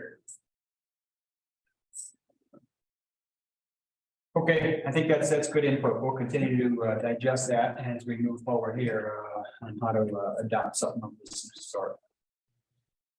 Okay, next element is the an update on the comprehensive plan. A little bit of context on this is that it's an initiative that we've been talking about here for a bit on what to do with the comprehensive plan. It's a valuable tool for us. Robert will go through a presentation here. It is getting a bit dated, and whether or not it's still sufficient or not is the question that we will all have. And then so the thought is to study that and judge whether it's sufficient in its current form, or we do need to update it in some fashion. So I'll let Robert go through this here a little bit, and then we're going to ultimately look to develop a proposal that will take to the town to kick off the extent by which we really take a look at this. All right, just a small little, like this, I mean, I know George went through it with the town council and stuff with that comprehensive plan, what is. But the comprehensive plan is the foundational document of long-term planning and zoning in Indiana. It provides a 20-year outlook and guides the investments, property values, protects property values, creates healthier communities, and lays the foundation for zoning codes. Everything we do in the UDO is because the comprehensive plan allows us to do so, and that's how the state dictates that. So today we have a 2006 comprehensive plan that was not necessarily taken out of service, but it had a 2013 update. So both documents are actually still in place. Even with the 2013 update, it's good practice to review the current plan on a regular basis to ensure the document stays up to date with public input, demographics, and inconsistencies. And inconsistencies can be identified either in the UDO or the comprehensive plan, because sometimes when we update the UDO to accommodate for something, because we see, oh, that's what the town clearly wants, well, it might not be consistent with our master plan, or not master plan, comprehensive plan. And then we would definitely want to update the document to provide for that consistency. So there it goes. So I reached out to 4 SMEs, subject matter experts, and asked them to provide a request for quote. I reached out to the Region 3A, Matt Friedman, he's executive director there. The Burtis Group, Alina, I'm not gonna but she's the Community and Economic Development Director there. Hometown Initiatives, that name might look familiar. Amy Schweiter, she used to be your zoning administrator. And she AICP certified. Ground Rules Inc., which is Brad Johnson. That is also familiar name with us because our ordinance is actually produced by Ground Rules. And again, he's AICP certified. AICP is just a designated, but they're a certified planner in the United States. So out of the 4 people or 4 groups, I've only received 2 quotes provided. So they were all sent letters, copies of the 2016 or 2006 comp plan and 2013 comp plan. This kind of request for quote was, I asked it to be in a 2-phase process because phase 2 would be dependent on how phase 1 operated. And in my little note there, phase 2 was requested as a major amendment versus a minor amendment. And phase 1 would lay out the community's needs for an update to drive phase 2. So in phase 1, we're looking at scope of work, establishing a steering committee to oversee the process, hold a town meeting, an open house.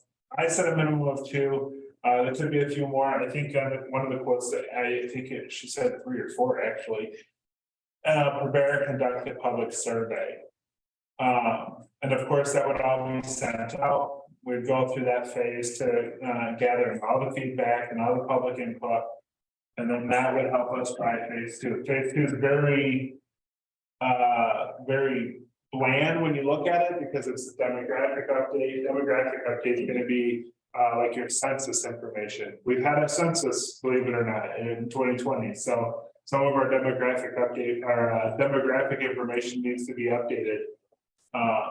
Acknowledge accomplishments of the current plan. Oops, I missed an L.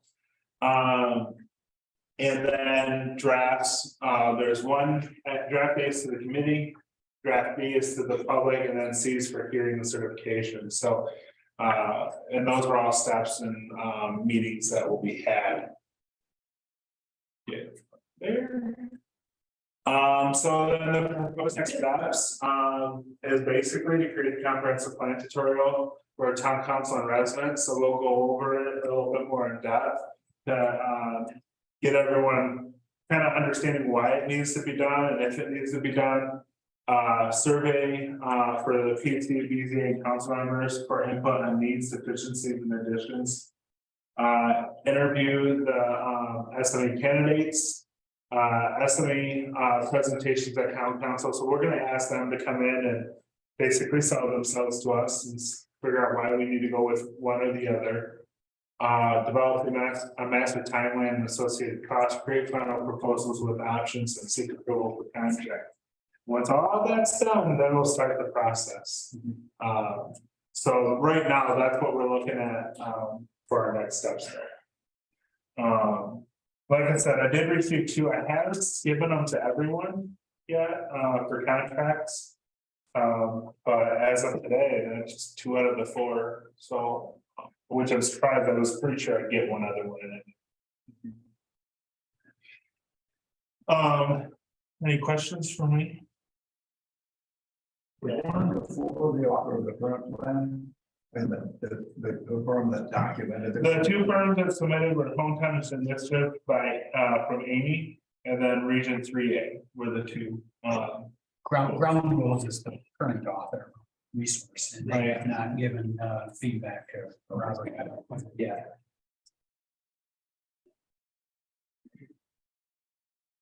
So, any thoughts on where we're at here? Were you able to get to anybody through Ground Rules? Because Oh yeah, I talked to Brad and then I sent him an email afterwards. And originally when I talked to him, I didn't do the 2 phase, but as I was thinking and communication with Bill and stuff, it made more sense to help us drive where we wanted to go with our comprehensive plan. So then I reached back out to him. Dan, go ahead, your hand first. Based on the multi-year effort of the original comprehensive plan, this is the tip of an iceberg. This is a monster effort. Yeah, it won't be something done in the next 12 months. Likely 24 to 36 by the time you get through the entire process and you adopt. Well, that's gonna take 4 years. No, you can do it typically in a year. With Clear Lake, the problem is we have a sweet spot. It's called June, July, August. And it's really more July. It's that sweet spot's getting smaller and smaller. So the thrust of touching the community really needs to be in July, end of June through the 1st of August. And so when we peak out here, it needs, when we go to the public, it's got to be there. There's a lot of pre-work to do, but there's no way we're going to hit this summer months. So we'll do all the pre-work and then be ready next year. That's going to be 11 years. So the legwork that went into the surveys and all of that took years, and then. No. We had, don't hold me to the exact number, I believe 4 town hall meetings. And it was a packed room, standing room only, each one, and it was very enlightening to hear the community. We also solicited door to door if somebody, if we didn't hear from somebody, got surveys to them, and you still struggle, you struggle with the response, even door to door, knocking on doors, talking to folks. They had meetings in the front yards. I don't have my comprehensive plan with me, but if you look at the statistics, it's it's 100 and some response out of 600 and some.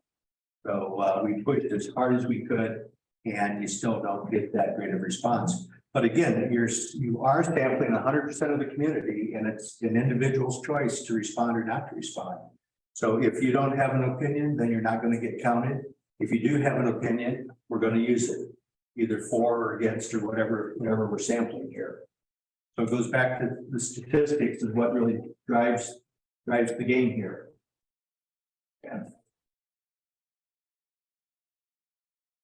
Dan, you got your hand up? Yeah, thanks. So I just want to, Robert, if I want to first of all just take you back to slide 3. I made some comments kind of as your slides are orchestrated. So in slide 3, I think what's critical for the Plan Commission to do is to identify the evidence that we have that suggests the current comprehensive plan does not represent our community's vision or demographics. And when I ask myself that question, what comes to my mind is, are we seeing a preponderance of variances, within that are being requested of the BZA to consider that is, inconsistent with the community's desires, and the most recent ones that we've all seen are the accessory structures, on LA lots. And I would say that if anything, those variances and the community's response to those variance requests suggest that indeed the comprehensive plan is accurate. The other thing that I would look at in establishing the need to look at the comprehensive plan are UDO changes that are being requested of the Plan Commission. And again, our recent experience is that the UDO changes that we're considering actually tighten up and make us more consistent with the comprehensive plan. So when I ask myself those questions in that regards, I say the comprehensive plan reflects our community's, the majority of the community's desire. Then I look at demographics, and I don't see a big change in demographics. I see a challenge in our demographics, and we've touched on it here tonight. 75% of the residential owners are seasonal, and only 25%, are full-time residents. But that's not really changed to any degree over time. So my only point here is that we have to convince ourselves, given the fact that going after a comprehensive plan update is significant investment in both time and money for the town. And we have to convince ourselves first of all, that we're seeing indications that says that what we got in place today is deviating from our community's needs. Okay, go to slide 4. I think on slide 4, what we have to, if we want to pursue this, what we have to really nail down is how will we measure the success of each phase? And I had a personal experience with regards to trying to drive feedback, how to best communicate with our residents back in last year or the year before, and we put out a survey to figure out what was the best mode of remote communication. And we had established a objective of 75% response. And as George articulated, in the current comprehensive plan, we had close to 100. Well, that's not close to 75%. My only point there is we as a plan commission should establish what the success criteria is. Otherwise, we don't know, if we're getting the input that we need to make substantive decisions. Okay. Slide 5. Slide 5,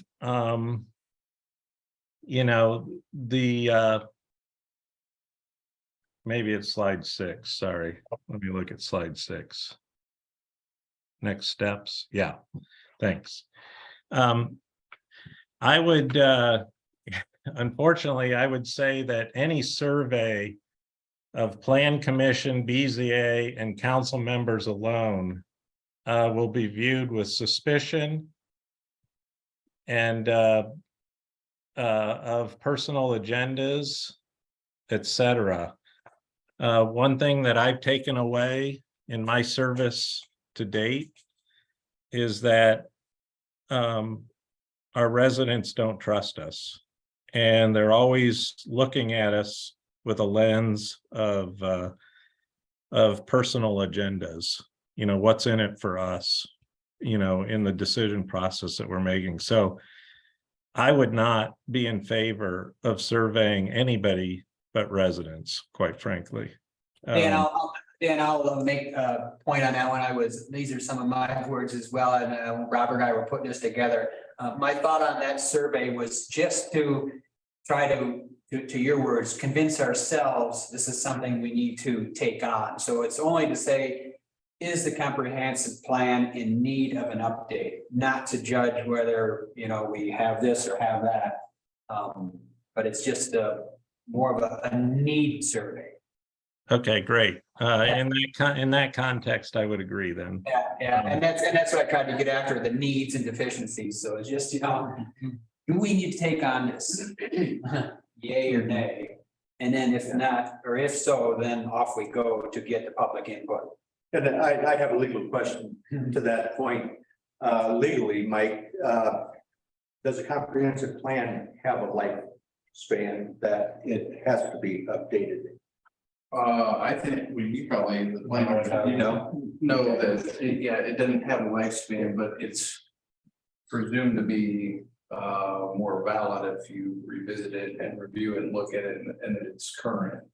The numbers that I've heard, 7 to 10 years is sort of its life expectancy, but I didn't know if there's a legal item that says you have to. I don't think that's necessarily that you have to update the plan. Coming from, I've been through a couple comprehensive plans or master plans, depending on where you're at. Sometimes it's just, you look at it, do we need to do anything? No. And that's all you gotta do. That's considered reviewed. Can you recertify it to that year that? You could, yeah. Okay. You could establish that we looked at it, in the minutes and stuff. I think we'd have to look into the exact verbatim of what we need to do, but there's no requirement in that state statute that we have to. Okay, Dan, I'm sorry, I may have derailed you. You have probably a few more points. Yeah, I'll just, I think I had one more point, Bill, thanks. And that is, should we decide, look, there is clarity that could could be added to the comprehensive plan. I think, and my point there is the reason that in part we got where we got in, what was it, 2 years ago in November, whereby we had a bunch of UDO changes, make it all the way through the process to council meeting, the final decision point, was in part because the comprehensive plan, in many regards, you could interpret it. The interpretation is held with the community at the time in which the plan was put together, so 2013. And so as time progresses forward, you get some memory loss, and folks that are coming into the governance positions don't have at their disposal that memory. It gets lost over time. And so that would be a benefit on the benefit side of updating, trying to get specificity in the plan. But again, is it worth, tens of thousands of dollars? Is it worth, 1 to 3 years, whatever that takes to get the right feedback? And I think that's what we have to, that's the work that we have to shoulder on this plan commission. So thanks for the time. All right, good. Other thoughts in terms of taking on this task? It's a large one. Okay, that's what I'm looking for, just that open discussion. We'll continue working on this offline and with the town council on whether or not we want to tackle it. Last point is 2023 Planning Commission objectives. Currently, what I have on the docket working with the executive committee is this last topic is the comprehensive update, whether we do or we don't. And the natural UDO updates that we get through the course of the year. Are there any other input from the planning commission as to some objectives that we should take on? I was asking question first to get some historical background and second possibly make a suggestion. Some time ago, I'm talking multiple years, there was an extraterritorial issue raised where town of Clear Lake could exercise some zoning authority on a 2-mile radius outside of the city limits. And I believe that failed to go forward. And I was wondering, A, why, and in light of the capital kinds of issues that we've been experiencing recently, whether or not we might want to revisit that. But I mean, I don't maintain to be particularly knowledgeable about either topic, extraterritorial or capital thing. I can chime in with a little historic perspective of that. It was, the idea was floated by the town council, and it would engage a lot of Clear Lake Township. And what extraterritorial jurisdiction does, and Mike chime in if I misspeak, please, is that we would, our zoning would impact the agricultural community. And we have a farmer on our board here who might want to chime in. Guy, how would you feel if a town came into your farm and said, this is how we're going to zone your buildings? Be candid. I know you are. It probably would not go well. I didn't think so. And I'm here to tell you that I think I met every farmer in Clear Lake Township, and maybe even beyond, to explain the facts of life to this old Hoosier. And it was very clear that it wasn't going to happen. Now, we had the horses to vote for it, but it's a case where morally and ethically, you don't push beyond the boundaries that you shouldn't go. So you don't impose your will on somebody else's property rights On the, on a farmer's property. But you can do it. So it doesn't do it. we're talking about two different things here. I understand, but I mean, I'm just trying to. We're talking about two different things. If this community wants to protect itself from 1,000 head of cattle being fed in 100,000 square foot of enclosure, why wouldn't we, as a community, want to extend our zoning, which might need to be modified for reasonable requests, or at least have a say in whether or not that 1,000 head of cattle could be across the road from my house? Could be.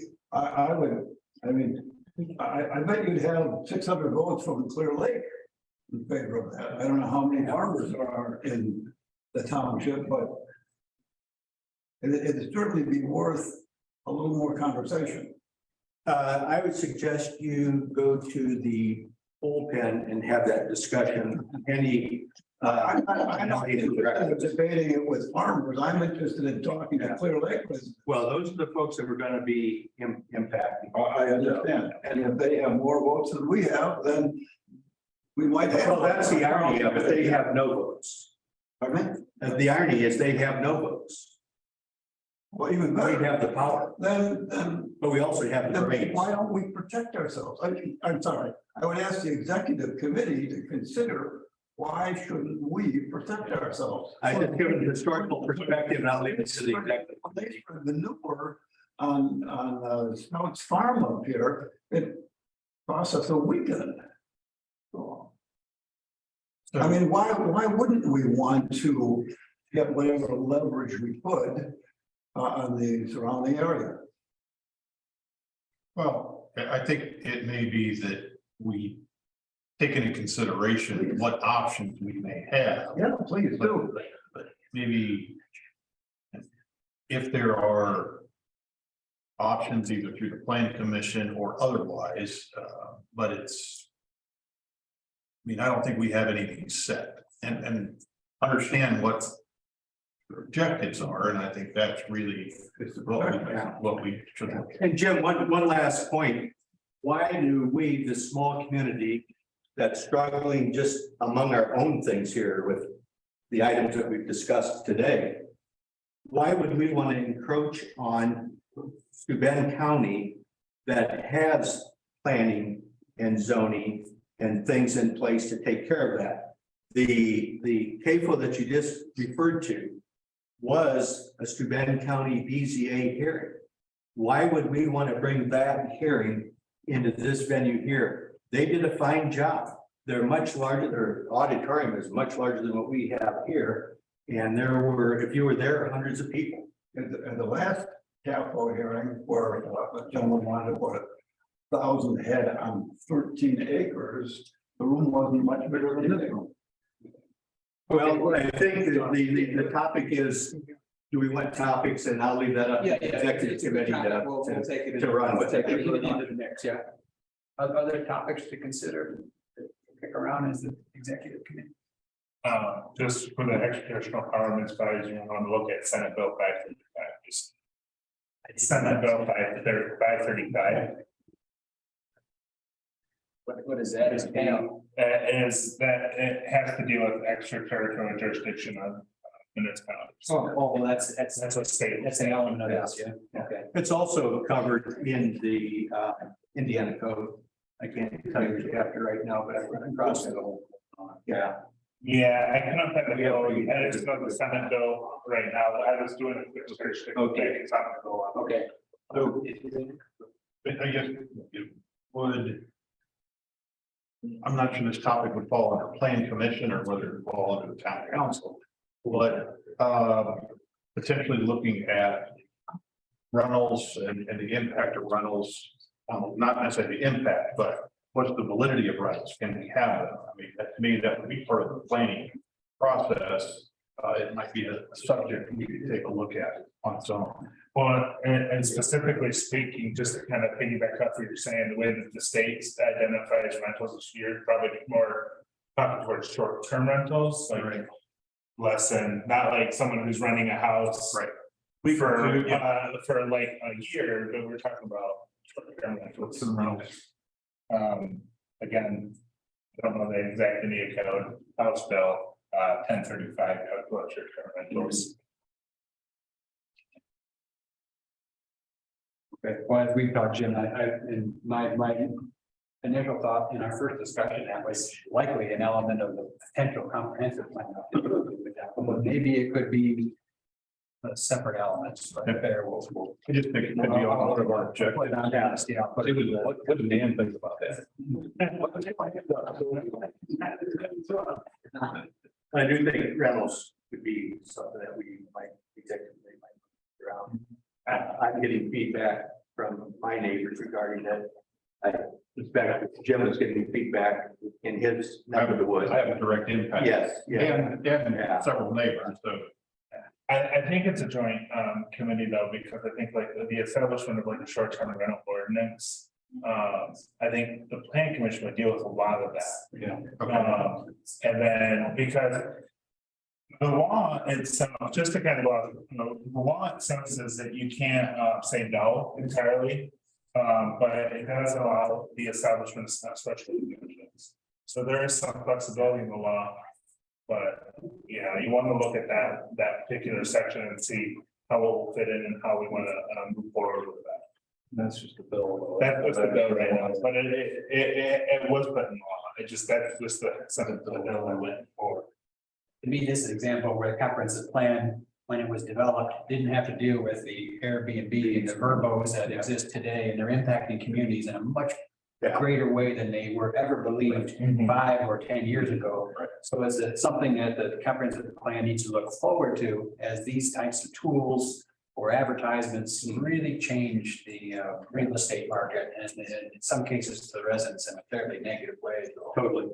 Yeah, if you would talk to our local sheriff, and I don't know if our marshal, Chris, would have the statistics, but the Airbnbs and the local rentals are creating a real problem in the other communities around.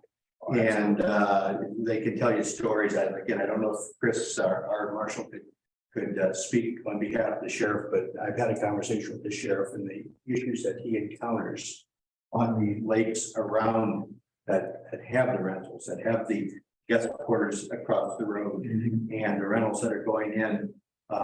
It's causing them just havoc. He says each year it is just exponentially growing. Well, and from the stance of like in Michigan, the attorney general even said, or was it?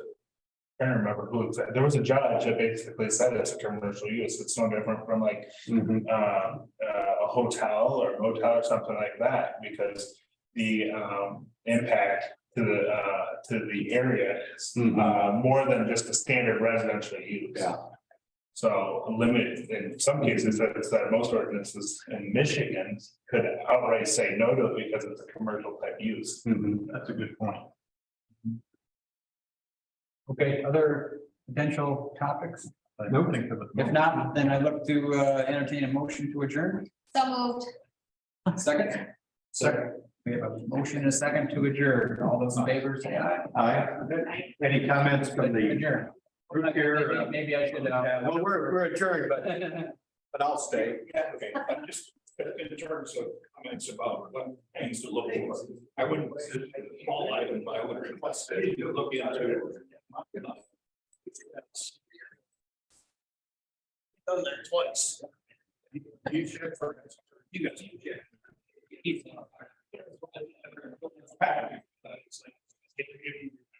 I take off screen and then you can log out. Yeah. Hey, you can stop it now.